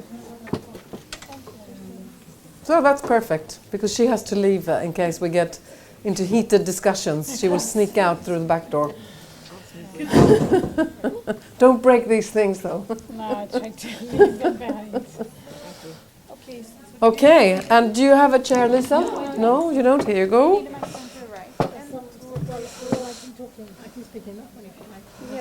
Okay, so welcome back for a very short intermission, and we will have a new panel here. Some of those you recognize from earlier on today, but I will actually let you introduce yourselves briefly and just say what you do briefly, and in case we have some new guests, and also so we will start with you here. Do you want to start? Or maybe you can start, Elvira, and just say who you are and what you do here. Oh, it is on. Okay. Well, thank you very much. I'm Elvira Kivi. I work as an international officer at the Swedish Association of the Visually Impaired.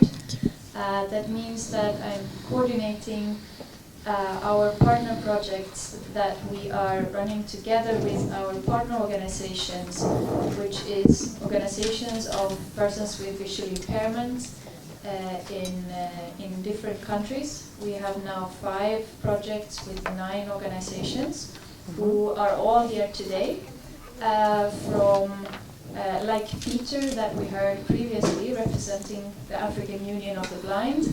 But apart from that, also representatives from Rwanda, Tanzania, Nicaragua, Bosnia-Herzegovina, Ghana, and Namibia.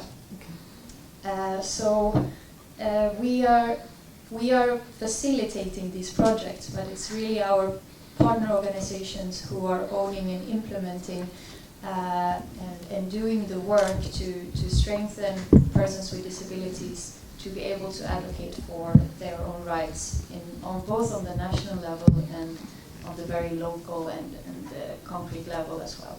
Thank you, Elvira. Do you want to introduce yourself a little bit? Yes. Excuse me, I have a bit of a cold. I hope you can hear what I say. So I'm Birgitta Weibahr. I work at Sida. I work at the Policy Support Unit as a policy specialist covering human rights and democracy. It means, I focus more on human rights than democracy, I should say, or governance. So I work with non-discrimination issues broadly. I work with the rights of the child, rule of law, justice sector issues, and a human rights-based approach. So internally, it means that I give strategic advice to my colleagues working with the actual programs, contributions, and I also do thematic analysis internally, and externally I work in various international forums and processes. I also work a lot with the Ministry for Foreign Affairs and give expert advice. Thank you. And please continue, Lisa. Okay, my name is Lisa Sjöblom and I am the Secretary General of Forum Syd. And for those of you who don't know Forum Syd is a big civil society platform.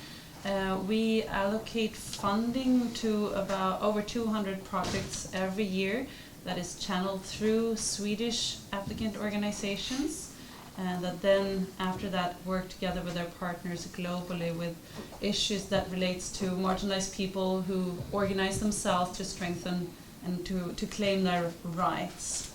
And we also have our own programs in 5 countries, in Kenya, Colombia, Somalia, Cambodia and Belarus. We also work with advocacy on global rights issues, and we also focus in all our work a lot on capacity building.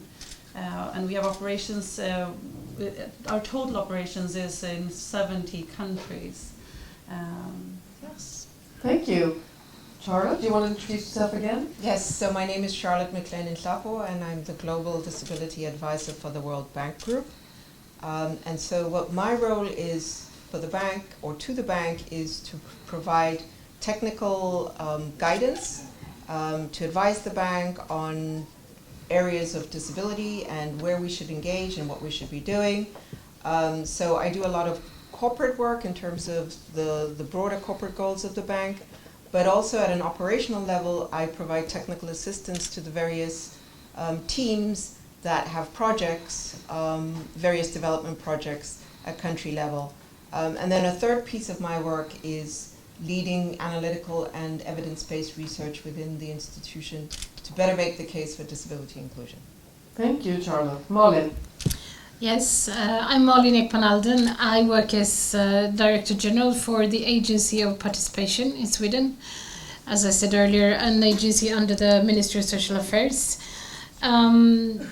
We are quite a small agency, about 60 people, and we work in disability policy, also work specifically with welfare technology and, related issues. Okay, thanks. We've listened to some very interesting presentations here by Kajsa B. Olofsgård. I get it wrong all the time. You have to punish me afterwards. And from Charlotte and Malin. And we've heard about how to implement this on a broad level, the global engagement, the stakeholders. But we've also heard, lastly, from Peter saying that it's not that easy, actually. So what do you think from what you've heard so far? What are the probabilities of a right-based agenda being reality on a larger scale? Who would like to start to comment that? Birgitta? I can start, yes. I think basically, I mean... Your mic is not it's not on. I think maybe you have to switch it like this, perhaps.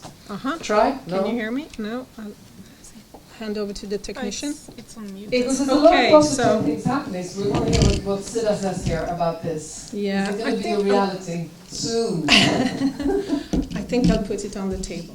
Yeah, right now.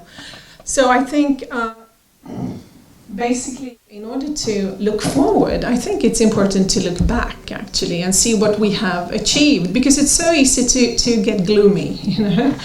Despite the fact that we have the agenda which is a wonderful platform for mobilization, which we have heard from everybody, but I think it's important to look back. And I mean, over the past 15 years or so, we have had two very dominant agendas: the development agenda and the human rights agenda, and a lot has been achieved. And looking at both agendas, and I think a human rights-based approach, that is basically a marriage of the two agendas, and it's brilliant, you know. I mean, when that happened, it was a brilliant step forward, and it happened before 2003, of course, but from 2003, when the UN agencies came together and defined a human rights-based approach and said that we have a common understanding of what that is, I think that was a milestone, a major achievement. And also the EU, looking at the EU, a bit slower than UN, but now also the EU has, you know, a couple of years ago an action plan, or 3 years ago an action plan saying that we should work rights-based, and now also a toolbox. So I think that's excellent. Human rights is the way forward. Do you all agree, or yes. should it be? You know, we're also seeing that it's a shrinking space right now for human rights activists around the world, also. So it can be a dangerous road to take, maybe. No? What do you say, Lydia? Well, I think that, I mean, it's not a matter of whether the disability can be incorporated in the human rights-based approach or not, because I think that a human rights-based approach that does not include persons with disabilities is not really a rights-based approach, because as we heard, 1 billion persons has a disability, 80% are among or living in poverty.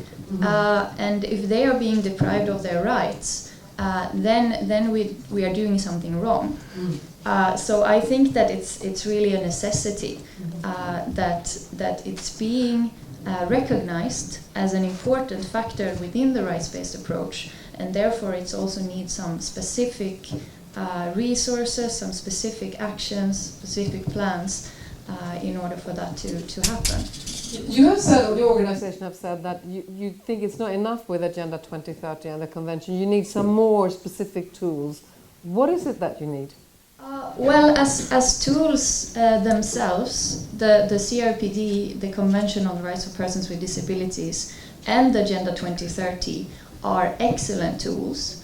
But of course what is still remaining is all of the implementation, the monitoring, the follow-up, and the results themselves. And that is still a long way to go. So we have these wonderful tools to use, and from the civil society we will be advocating using these tools consistently throughout the period.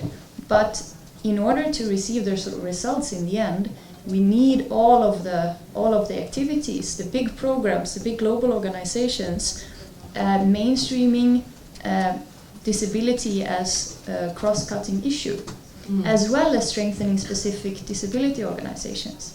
So what do you say, Charlotte and Birgitta? Do you think you have enough tools as it is, or would you need more to be more specific? So I think the main tools out there. I think the CRPD, and there are loads of toolkits, lots of organizations have guides on how to do this. I think the tools are there. For me, the issue is, how do we start implementing, how do we start documenting good practice, sharing those practices, peer-to-peer learning, and it's something that's included in the 2030 agenda, because I think that that's how we're going to actually move the agenda forward. But to your earlier question around, do I think we've been successful in moving the rights-based approach? I think the answer is we have in some places. And I take your point on closing spaces, and I recognize that as an issue. But I think, just looking from the disability point of view, we would not have had the 11 references that I mentioned in the SDGs had it not been for the Convention on the Rights of Persons with Disabilities. Because that treaty really triggered a galvanization at country level of disabled people's organizations. People started figuring out that they have rights, learning what their rights are, learning how to lobby, learning to interact with their governments. So I think it's, it is a progressive process, very much like it has been within the women's agenda. And I mean, I have to say, I'm really excited to be sitting on a panel here made up only of women. This is not typical, at least where I work. So, I mean, this has been... So that's good.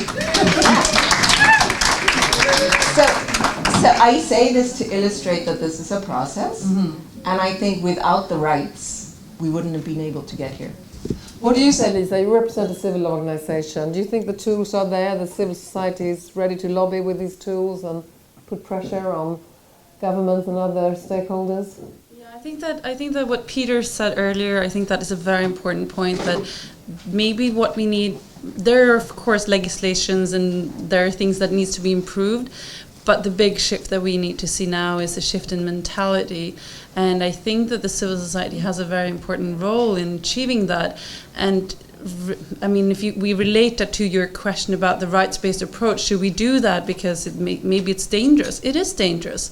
When we work with the rights-based work, that creates conflicts, because it means that groups that have previously been marginalized and been made invisible, they organize and they become stronger. And that is challenging power structures.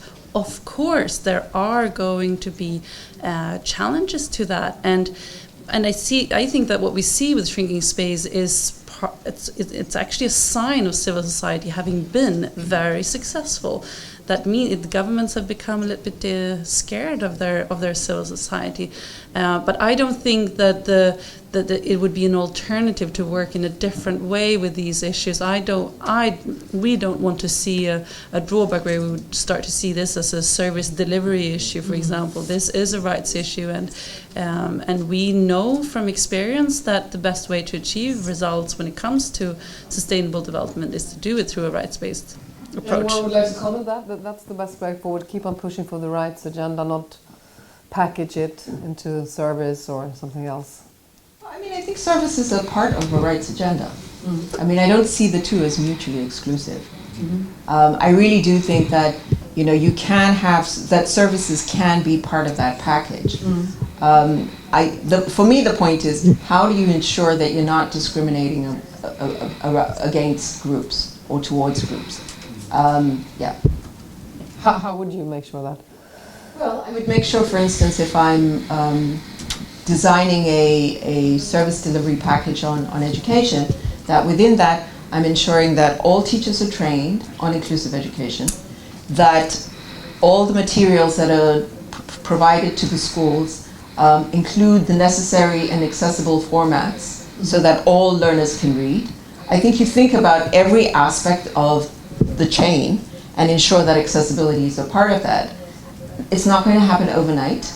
The Convention on the Rights of Persons with Disabilities recognizes that and talks about the importance of progressive realization. But providing that education for me is part of is a right, but it's very much part of a service that the government has in relation to in relation to the population. Malin or Birgitta, would you like to comment that from?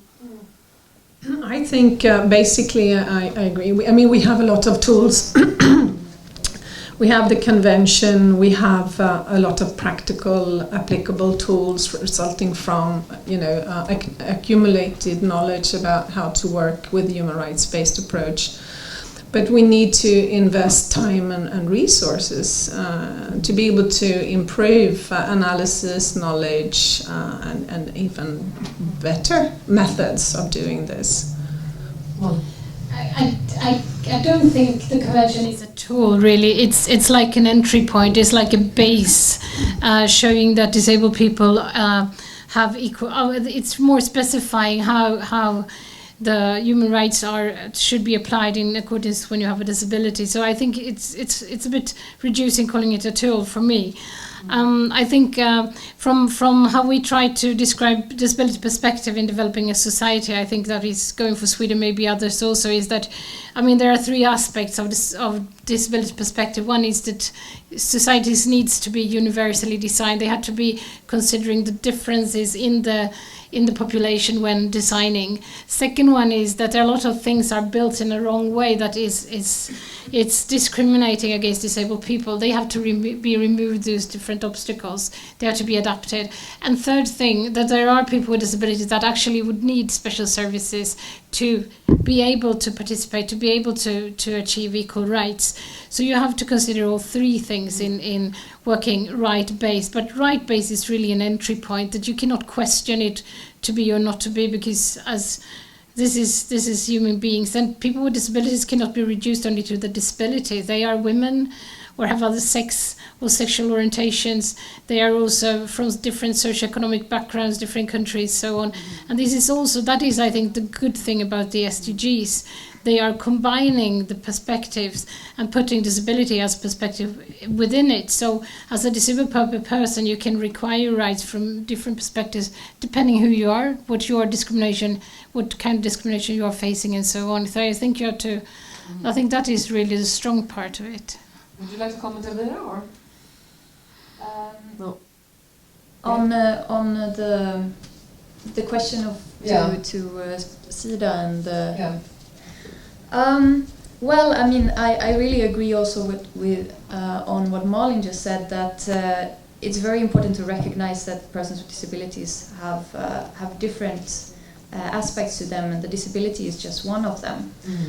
So I think that it is a necessity to have it within the rights-based approach, and to trickle that down into specific areas. I agree that, I mean, I think that the CRPD is a tool, but of course it's a fundamental tool that we use as a basis for all the advocacy work and all the awareness work. Could you give some examples, like some of you, that what are the challenges in different settings when it comes to advancing the rights? If we talk about, you know, local communities, religious settings, or urban settings, low-income countries, traditional. You know, could you give me some ideas of what are the challenges here in different settings that you have encountered? Would you like to start, Elvira? Yes, I mean there is a number of challenges. Some has been raised, which is has to do with awareness, and this goes on different levels. That we have the awareness of the policy makers and the decision makers. They are allocating the funds and they are drawing up the plans and the legislations. So as long as they are not prioritizing the issue, it's very hard to see results in the end term. But then we also have like the local communities, the parents of children with disabilities or visual impairment, for example, that may not be aware that their children are actually able to be empowered, or that they have the right to go to school, or that they through that can attain a job and be productive and be, contributing to the society and to the family. So there's a lot of stigma even within the own family, and both like overprotection, or in many cases the children don't even learn how to come outside or how to move around. Like also Peter brought up before, and that's a common thing that we see in several countries. And so that's a challenge for you to work with. Definitely, yes. Our project in Rwanda is also focusing on that, on mobilizing the grassroots in the rural areas and giving them that kind of basic rehabilitation so that they can start advocating for themselves, so that their children can go to schools, and so that they can be part of the social protection programs in their local communities. If we continue down the panel, Birgitta, what is the challenge for Sida then to implement and to push the rights agenda?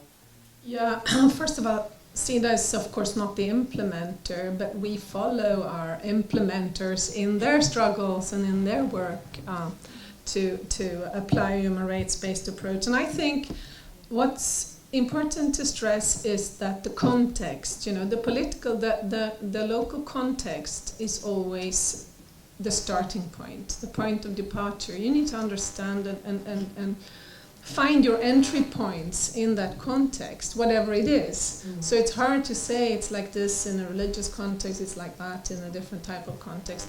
To give you an example, the other year we worked with the UNDP in Moldova. Sida worked rather closely at that time through the embassy. And it was Moldova, as you know, is very poor, but also, well, at least on and off, reform-oriented. And this was a UNDP decentralization, local governance program. And there was, I would say, pure resistance in the group of officials at national, sub-regional and local level to involving marginalized groups in this program.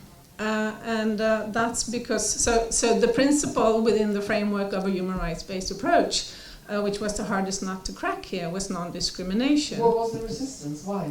Resistance because there is such heavy discrimination, prejudice, and stereotyping when it comes to certain marginalized groups, such as Roma, such as persons with disabilities. And if you combine the two, disaster, So what happened was that there was built into the program training of officials at all levels on how to work with the human rights-based approach. And in the end, that opposition, and real aggression towards including people representing all these groups actually ceased. And there were nationwide rounds of consultations with women's groups, civil society groups representing disability groups, Roma groups, ethnic, religious minorities. Mm-hmm. So you managed to break the prejudice in that. For Forum Sida, with all your partner organizations, many, what is your biggest challenge in order to implement this agenda? I would say that the big issue is that the people living with disabilities are also in the development cooperation quite invisible, and we see that we are now we're going to start cooperating much more closely with My Right, and we have the Swedish Association of the Visually Impaired is becoming a member of Forum Syd, so we're very happy about this issue becoming a more sort of higher up on the agenda. But what we see, for example, in applications from Swedish organizations that work generally with development issues, is that not many projects address these issues. It's so important when you make these local power analysis that you're actually aware that the groups, our impression is that sometimes they're so invisible they don't even appear when you make the analysis of who is marginalized. So there's a lot of work to be done even here in Sweden with different NGOs. Absolutely, I would definitely say so. You wanted to comment that? Yes, because I think that is a very important thing that you're bringing up, and I think that's one of the problems that we have. And there I would like to see that the disability perspective is brought into one of being one of the cross-cutting issues that all organizations has to consider, because as it is now there are a number of those. There are a number of questions, so you have to answer to how you are going to handle gender equality and inclusion of girls and women. You have to answer to how you are dealing with HIV/AIDS, conflict, and environmental sustainability. But when it comes to other type of human rights and also the disability perspective, it's not being brought up, and we really think from the disability movement that would be a great improvement.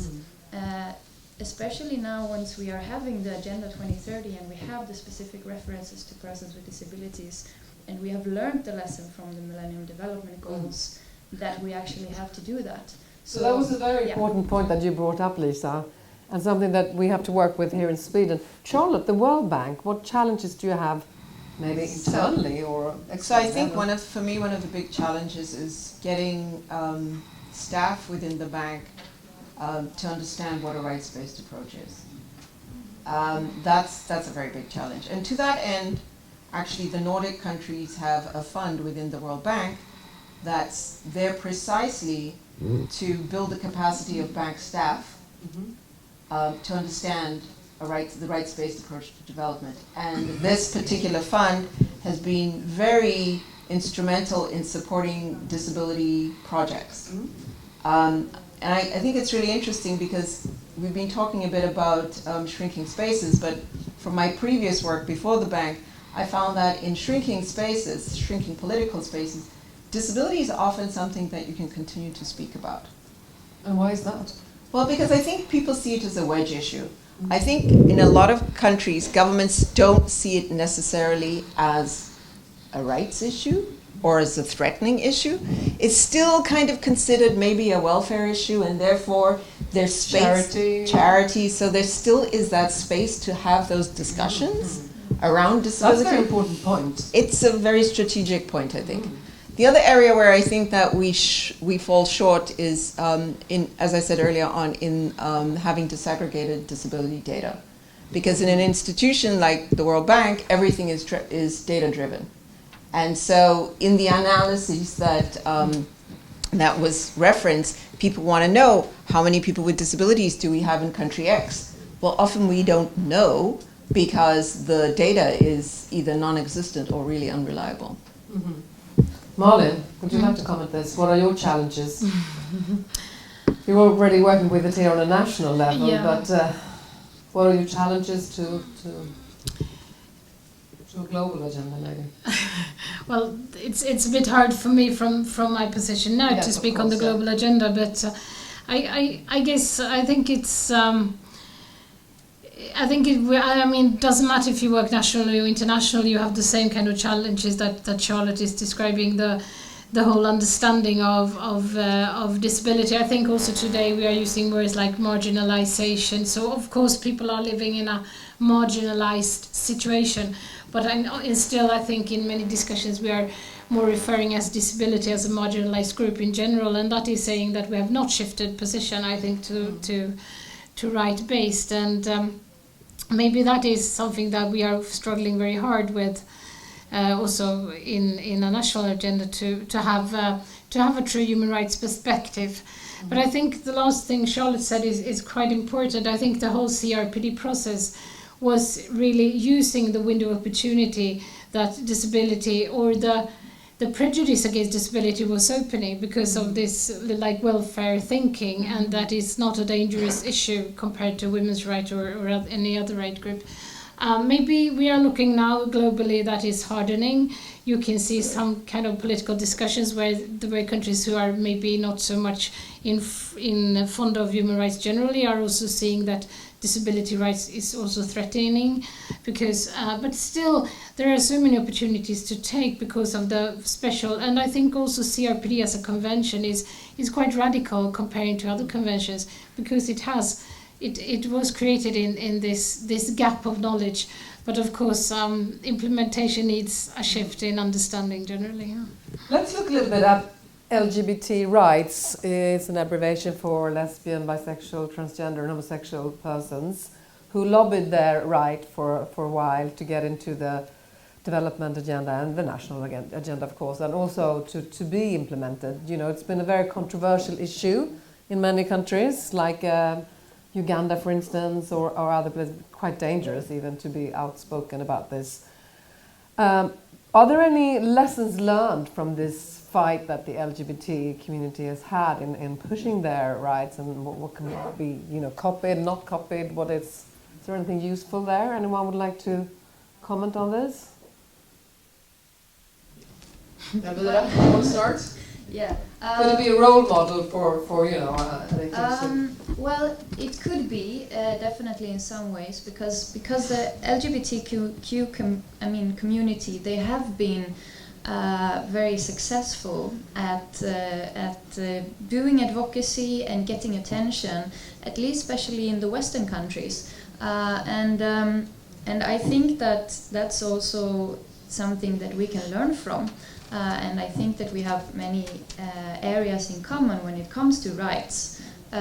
We have similar kind of history. If you look at Sweden on the development of, new legislations coming into place, giving us the right to not become sterilized, for example, due to a disability or due to a gender identity, for example.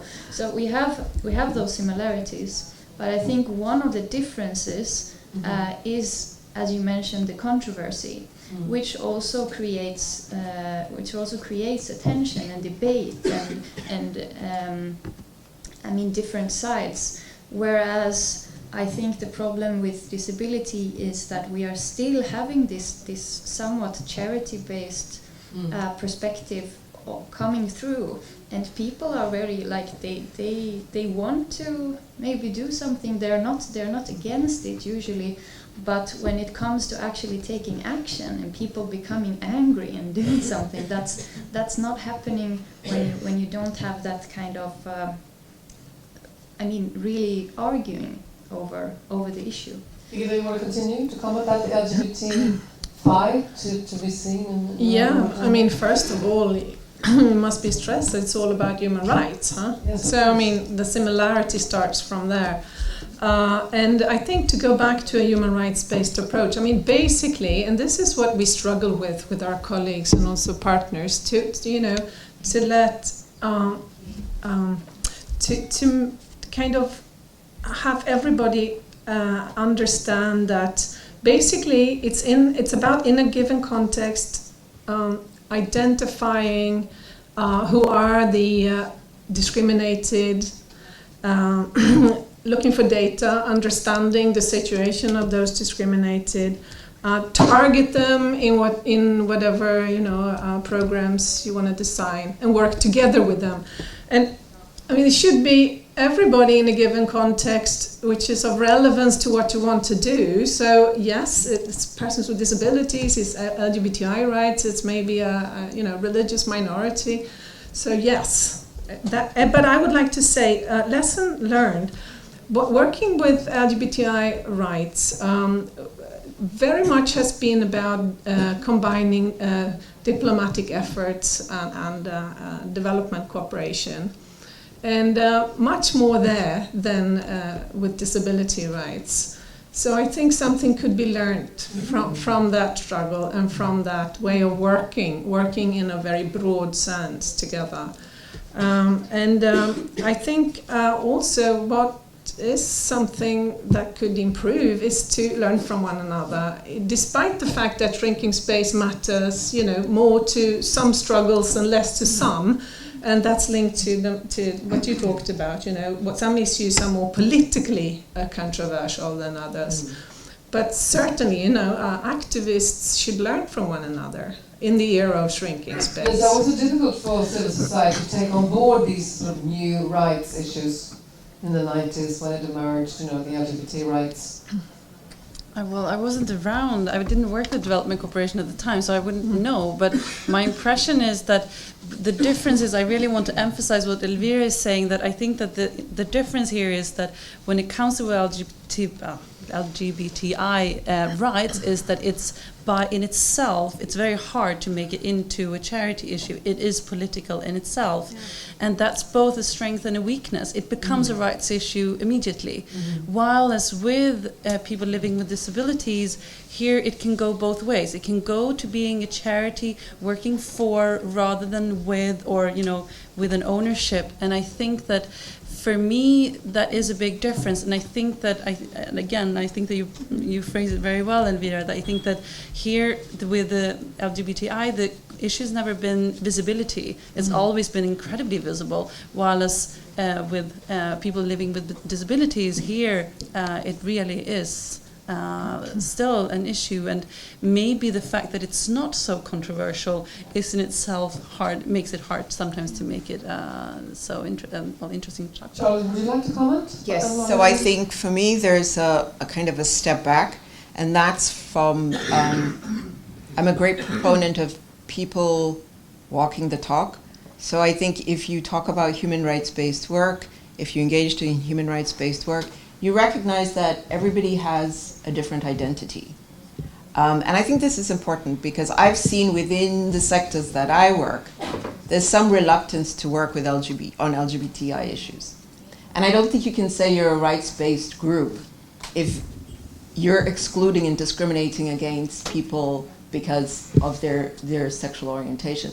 So much of it, I think, has to kind of start from the beginning, so that in the work that you're doing, if you're working with young people with disabilities, that you're including young people who are LGBTI into that fold as well. So there's a lot more work that needs to happen just within the disability sector in terms of recognizing the struggles of LGBTI, but also bringing them into the fold as part of the disability movement. In terms of lessons learned, I was on a panel not so long ago with somebody who advocates for LGBTI issues in the US, and he turned around and he said, after I presented, "Oh my goodness, I wish we were as far advanced as you are as the disability movement." But I was talking about the CRPD, right? So you've got a full human rights treaty. You don't have that with LGBTI.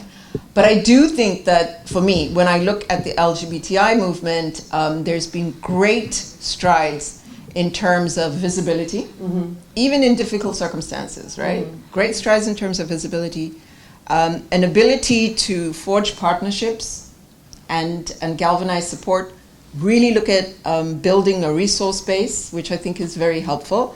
And to say that, I think I think the development trajectory is really changing. Like right now at the bank, in the next couple of days, I think they're going to hire LGBTI advisor. This is what unthinkable 15 years ago. Unthinkable. So it's changing. But I think we also need to change in that process. So what you could learn from the LGBT movement maybe is to be more visual outside, to the outside world maybe, to be out there and show yourselves. Perhaps having ambassadors and so on. What would you like to say, Malin? Well, I think there are a lot of good things said already, but I think what strikes you when you're not maybe in the movement, but you look at it, and especially in Sweden, it's very strong because it's not so much discrimination as it is in other countries. Still there are, but I think the identity of the group, it's a very strong identity, and that's been a very crucial point for the movement, as I understand it, to build this like a pride to be. And I think that can be maybe something learned by the There's no Pride Festival, is there? No, exactly, that is. Yeah, And but also, I think about the visuality.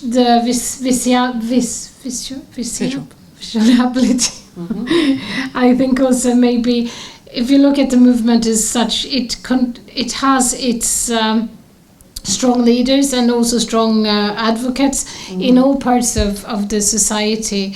You have them in the politics, like in Sweden, very strong diplomats, for instance, talking on this perspective. Also in the enterprises, but in civil society, obviously, and everywhere. I think when it comes to disability, you don't see the same kind of support in a broad aspect of society. We would need more advocates in all parts, and maybe that's because of the discrimination. We don't have access to all these places in many countries, and that's why we're not there. But I think that is also part of it, because at least how I see it, that is also part of the being something that people get interested in. The controversy, of course, but also that you can see people that you can identify with, depending on who you are in the society. Okay, so to be able to be identified. We're going to let in some questions from the audience soon, but I know that Birgitta and Elvira wanted to comment, and maybe, I don't know, Lisa, if you want to comment too. Did you want to start, Elvira? And then we'll let in questions from the audience. What I wanted to say is that, of course, we can learn back and forth from each other, but I think what we really have to do is to work together and be allies to each other within the movements. Because, of course, there are some LGBTQI persons with disabilities and vice versa. And since we are facing some of the similar kind of human rights violations, we need to be allies to each other and try to enforce each other's fights, especially in relation to talking about shrinking space and so on.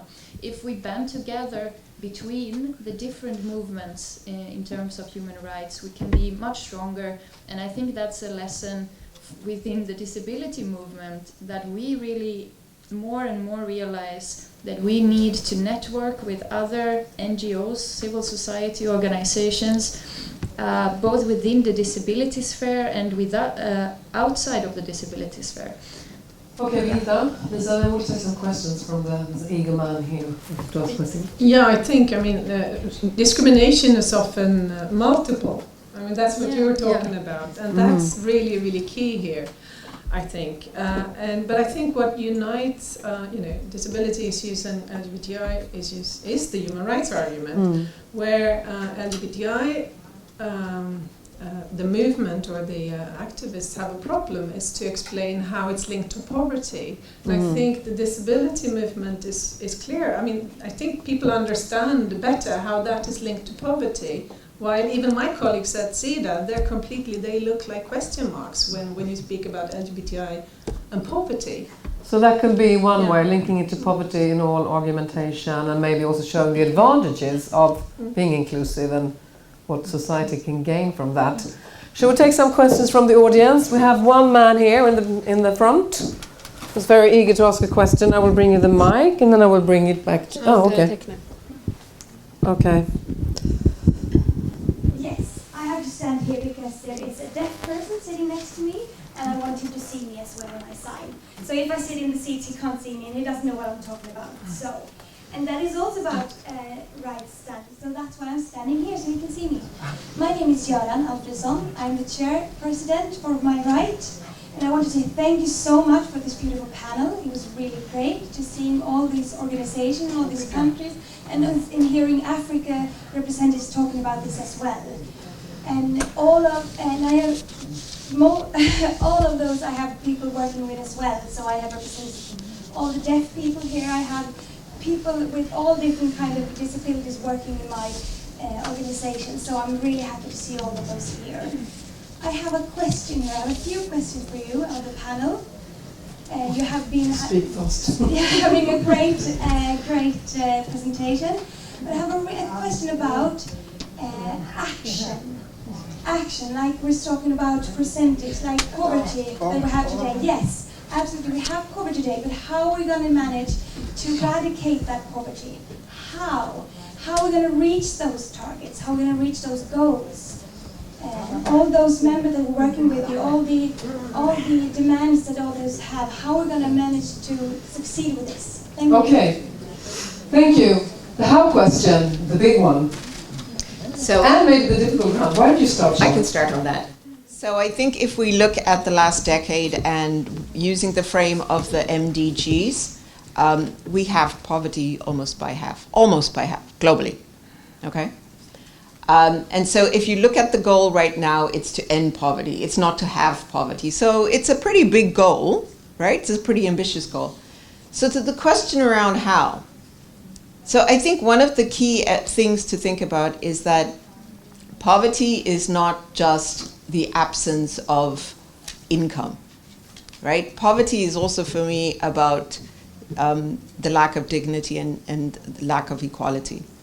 And I think there's some interesting projects, certainly that I'm aware of at the World Bank, where the bank is working with the country government to design projects to address poverty. And what do those look like? Well, the very famous project is, or one of the very famous projects, is projects in Mexico and in Brazil that are based on a social protection model. And in those projects, each family is given what is called a conditional cash transfer, okay?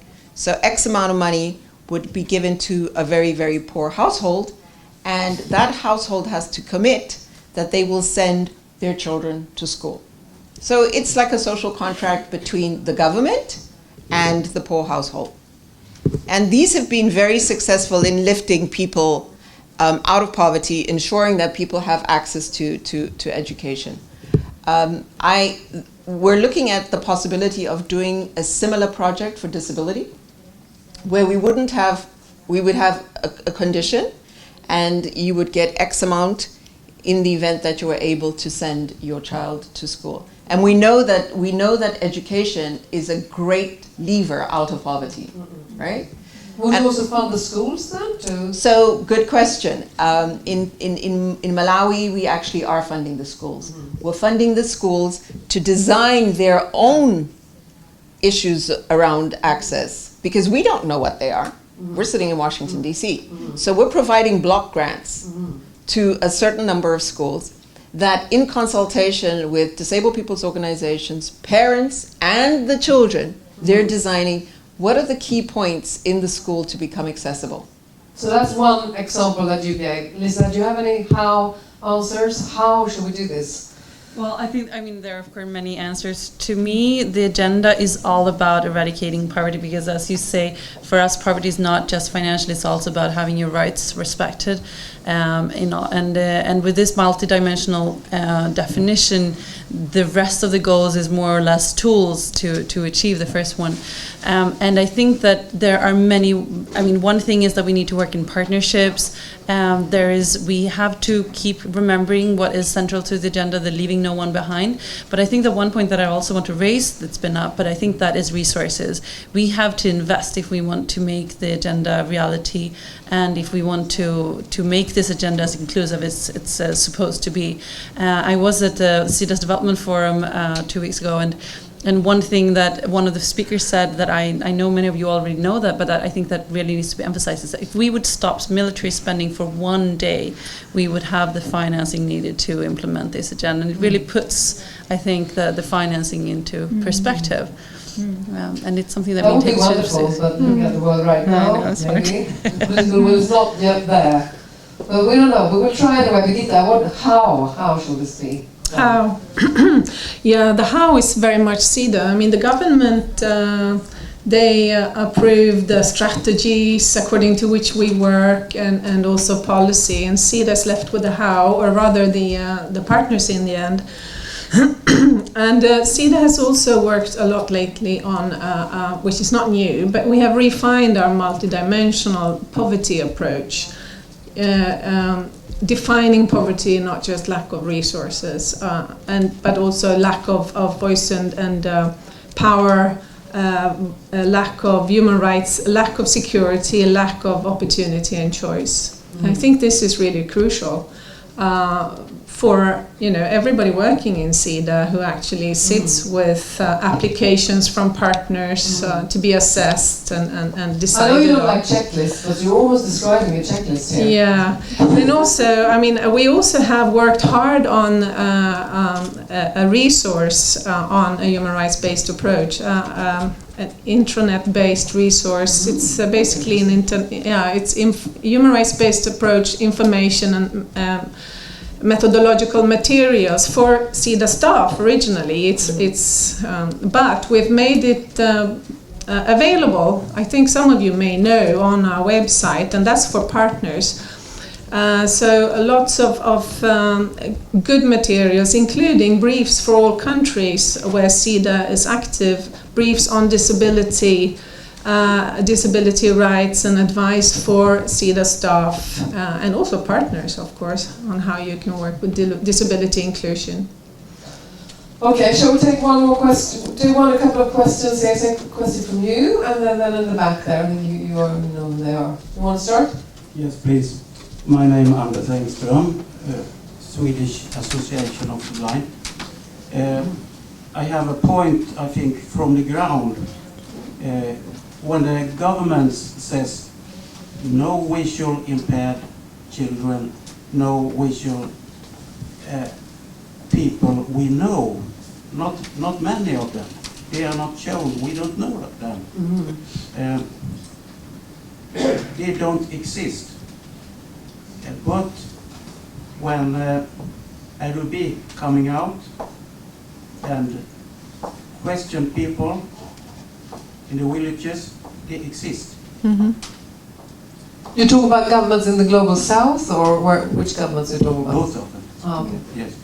But is it any idea in that case to go to the governments before you're going out and proved there are a lot of blind people? Yeah, if I may, because I've actually had that type of situation where I've worked in a country and I was told, in this particular area we don't have any disabled people. It wasn't just blind, it was disabled people. And I said, it was a village, and I said, so how many people, how big is your village? And the head of the village told me that it was like 20,000 people. I said, well, then it's actually not possible. It's just not possible that you don't have any disabled people. You have to have disabled people, just in terms of the way the world works. And then, there's always somebody in the audience, maybe a mother, maybe a grandmother, somebody who kind of nods and, that they're kids with disabilities or people with disabilities in the village. So I think your question is a good one. Where do you go first? Do you go to the government and say, do you have any disabled people? Or do you get that information and then go to the government and say, you've got all these disabled people, you need to do something? I think from an activist point of view, my advice would be to get as much evidence as you can, get a good storyline, and it may not be perfect data, but you have some data, and then you can make the case based on what you know to the government. And then hopefully the government will take it up and look at a more systematic way of collecting that data. But I think there's power in having information, there's power in having the evidence to make your case. So if you can start there, and it's interesting how very small projects can in fact flourish into very big projects, but it's having that information at hand that is relevant and can resonate with the necessary ministries. So start mapping. We have another question in the back, I think, but you wanted to comment quickly on this. I just wanted to also add that I think this is why it's so important to actually include the disability organizations and the persons with disabilities and empowering them on the local, in the local setting to advocate for themselves as well. And to make sure that they become part of the process, because then you have them coming and saying, yes, here we are, and we have the right to obtaining these kind of social protection schemes or our children going to school, etc. Quick. I think it's also important to look into the particular context and understand whether this is political unwillingness or if it's lack of capacity. What is the reason behind a government not giving you or wanting to give you information which is correct in this respect. Good point. Question here. Yes, Daniel Aspin, I represent PRO, the biggest organization for elderly people, pensioners in Sweden. And of course, we all know and understand that with old age, you are more prone to be affected by disabilities. I would like to know to what extent that is reflected in the work of your organizations. That's a very interesting question. How, when you get older, you get more disabilities. Many of us do, anyway. So how do you, is that in your organizations? Yeah, well, I think that in developing countries there are several different reasons for disabilities. For example, the lack of healthcare means that more persons have disabilities when they are born or throughout their lives, as well as natural disasters and other type of crisis, conflicts, etc.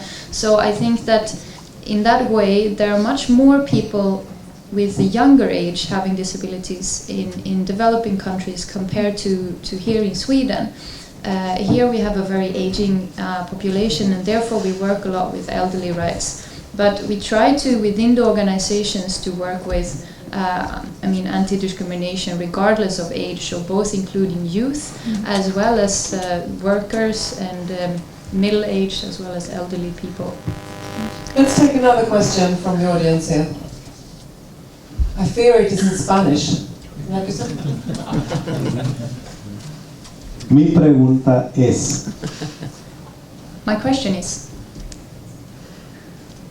que si en los países donde hay cooperación por parte de ustedes, existe ejemplo de organizaciones de personas con discapacidad que hagan trabajo conjunto con organizaciones del movimiento LGTB en el tema de derechos humanos. Thank you. Muchas gracias. I will let Elvira translate. Okay. Yeah. So within the organizations that you are working in, do you know if there have been cooperations between the disability people's organizations and the LGBTQI community or movements? Do you know, Lisa? Would you know? I wouldn't have any concrete example. I'm sure it happens, but not any one that I know or that we've supported. But we, as I said, we have 240 projects per year, so it could well have happened without me knowing it. Charlotte, do you know of any such projects? No, I don't. And I don't either, but I know in a lot of the discussions I have with various activists, this issue keeps coming up, that we should get in touch, we should work together. But I don't have any concrete examples, I'm afraid. We've recently had some crossover learning between that community and organization in Sweden and SRF and also other disability organizations through courses and consultations. So I think that's a start. Okay. But yeah. Well, I'm sure there's a lot to learn. How to go about things, mapping, and pushing for things, and maybe there could be a good. One of the things we have been doing increasingly at the World Bank is to have discussions around social inclusion. And within those discussions, we'll have discussions around LGBTI in development, disability in development, indigenous persons in development. And that's more of a platform that's created for discourse. But I can't think of a project that is specific to LGBTI and disability. And the old people's rights, elderly people's rights. That's also increasingly an issue where we're getting requests for support. I think lots of developing countries are struggling with it as well. Right now I'm engaged in a project in Bihar in India that's looking at support to vulnerable communities or groups, and within that there's a very strong focus on elderly persons. So it could be a lot, all these groups come together, it could be pretty powerful. It could be like even more than 1 billion perhaps. It could be like maybe 5 billion. Maybe. We have a question there, and then I think we're going to have to sum it up. Who was? Hey, I'm Leticia. I'm a PhD PhD student about improving accessibility of textbook for visually impaired students, and I would like to know what your different organizations do about this subject. Mm-hmm. Did you all hear that? How to provide textbooks for visually impaired, was that correct? Yeah. How do you help these organizations provide this? Okay, so within all of our projects, one of the focus areas is education, and within that we have the access to accessible format materials, books, etc. Now on the global level we have the Marrakesh Treaty coming into force, and within all of our context, DPOs, we are working with that continuously on the European, EU level, as well as the national level in Sweden. All of our partners on the African Union of the Blind, the member organizations within different African countries are pushing the ratification of this treaty so that we can share all those accessible textbooks and formats that we have across the borders. Are there any open source things you could download? Well, that's the problem, because now it's not legally allowed because of copyright issues. And that's why the treaty is so important. This is why the Marrakesh Treaty is crucial, because it allows for sharing of accessible media and accessible formats across the border. So it means that all the Spanish-speaking countries, English-speaking countries, and all the, we can share all of the adjustments that we have done, or adaptations to accessible formats.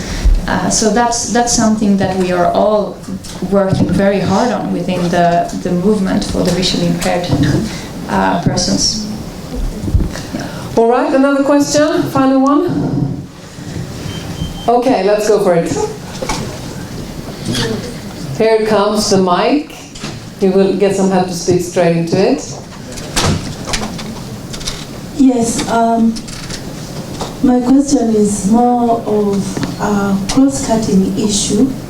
It's the issue of persons with disabilities in marginalized communities, such as mountain communities, such as forest communities, persons with disabilities among refugees.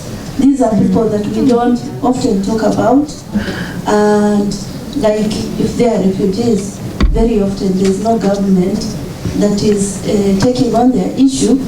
Is the UNHCR alone surely able to deal with this massive problem? Did you get the question? Well, can you repeat the question a little bit? What is the question? How to deal with it, or how to approach them, or what do you want? Yes, how to deal with their rights, to make sure that they are accessing their rights as human beings, whether in their natural surrounding, or whether receiving protection as they should. Okay. Because this is a big problem. The communities in the Amazon always being displaced. The communities on mountain sides, landslides, because of global warming, and so many other issues. Lisa, I have a point that is related to that, and I think that we organize, or we support civil society that organize groups that are often marginalized, and I think that it's very important to remember that that you cannot just stop your analysis there. When we work with the civil society organization that we cooperate with, we always also have a conversation about power structures within that group and within an organization, because, as you say, for example, you might be working for indigenous rights in the Amazonas. How do you then make sure that that organization or that group in itself also is aware of the power structures within that marginalized group? And that is something that when we talk about capacity building, that's one of the things that we really try to do, to provide tools on how you can do that, because sometimes you're so focused on your own marginalization you might not realize that you're also part of a power structure. And then when it comes to refugees in general, I think that one very positive development that we see is that we are seeing the work that we do within disasters, that we're making it more rights-based, and we're linking it to a rights-based approach and to development, to the development issues. And I think that it's not going to be a solution, but it's a step in the right direction. Thank you so much. I have to stop here, although I don't want to, but we're going to have to stop. So I'm going to give you these fair trade chocolates and say thank you from me for having a super interesting discussion. I would like you to have one final word, though, of the day, whilst I give this fair trade chocolate to Charlotte. Thank you so much. Thank you. And I think she deserves an applause. And then to Lisa. And she also deserves an applause. And Birgitta. And Elvira. So if you could just give us some final short, just, word for the day or biggest future tip. So I think my word for the day is more of a sentence for the day. And my sentence is that inclusive societies are often more democratic societies. They're often more smarter societies. And I think if we actively work at leaving no one behind, we can actually have a better world. Thank you. And Lisa? Well, I'd like to build on that. I think that here it's a rights issue, and I think it's important to remember it is about human rights, but it's also about realizing potential. When groups are marginalized and not made visible, there is also a lot of potential that is not being realized, and I think that the development that we're seeing right now is a step in the right direction of realizing that. And Birgitta? Yeah, a human rights-based approach is compulsory at Sida. It's something everybody needs to do.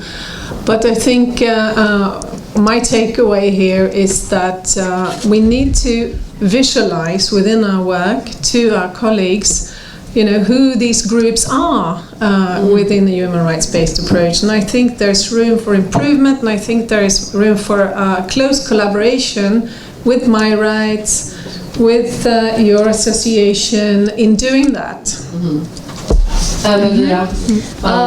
Well, I want to tie back to the Convention on Rights of Persons with Disabilities. It says nothing about us without us, and I think it's very important that we realize that it's not about weak groups and supporting weak groups. It's actually about strong groups.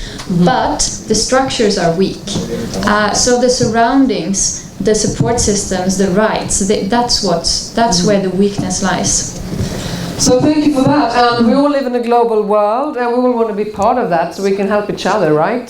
By collaborating, crossing borders with other organizations that we're not used to working with, and keep on mapping and keep on doing your great job out there. Thank you for staying all the time. 10 minutes. And thank you. Thank you very much. And before we go, I want to say two more thanks. And of course, I think that Ylva has very gracefully and most interesting led our seminar. So there will be some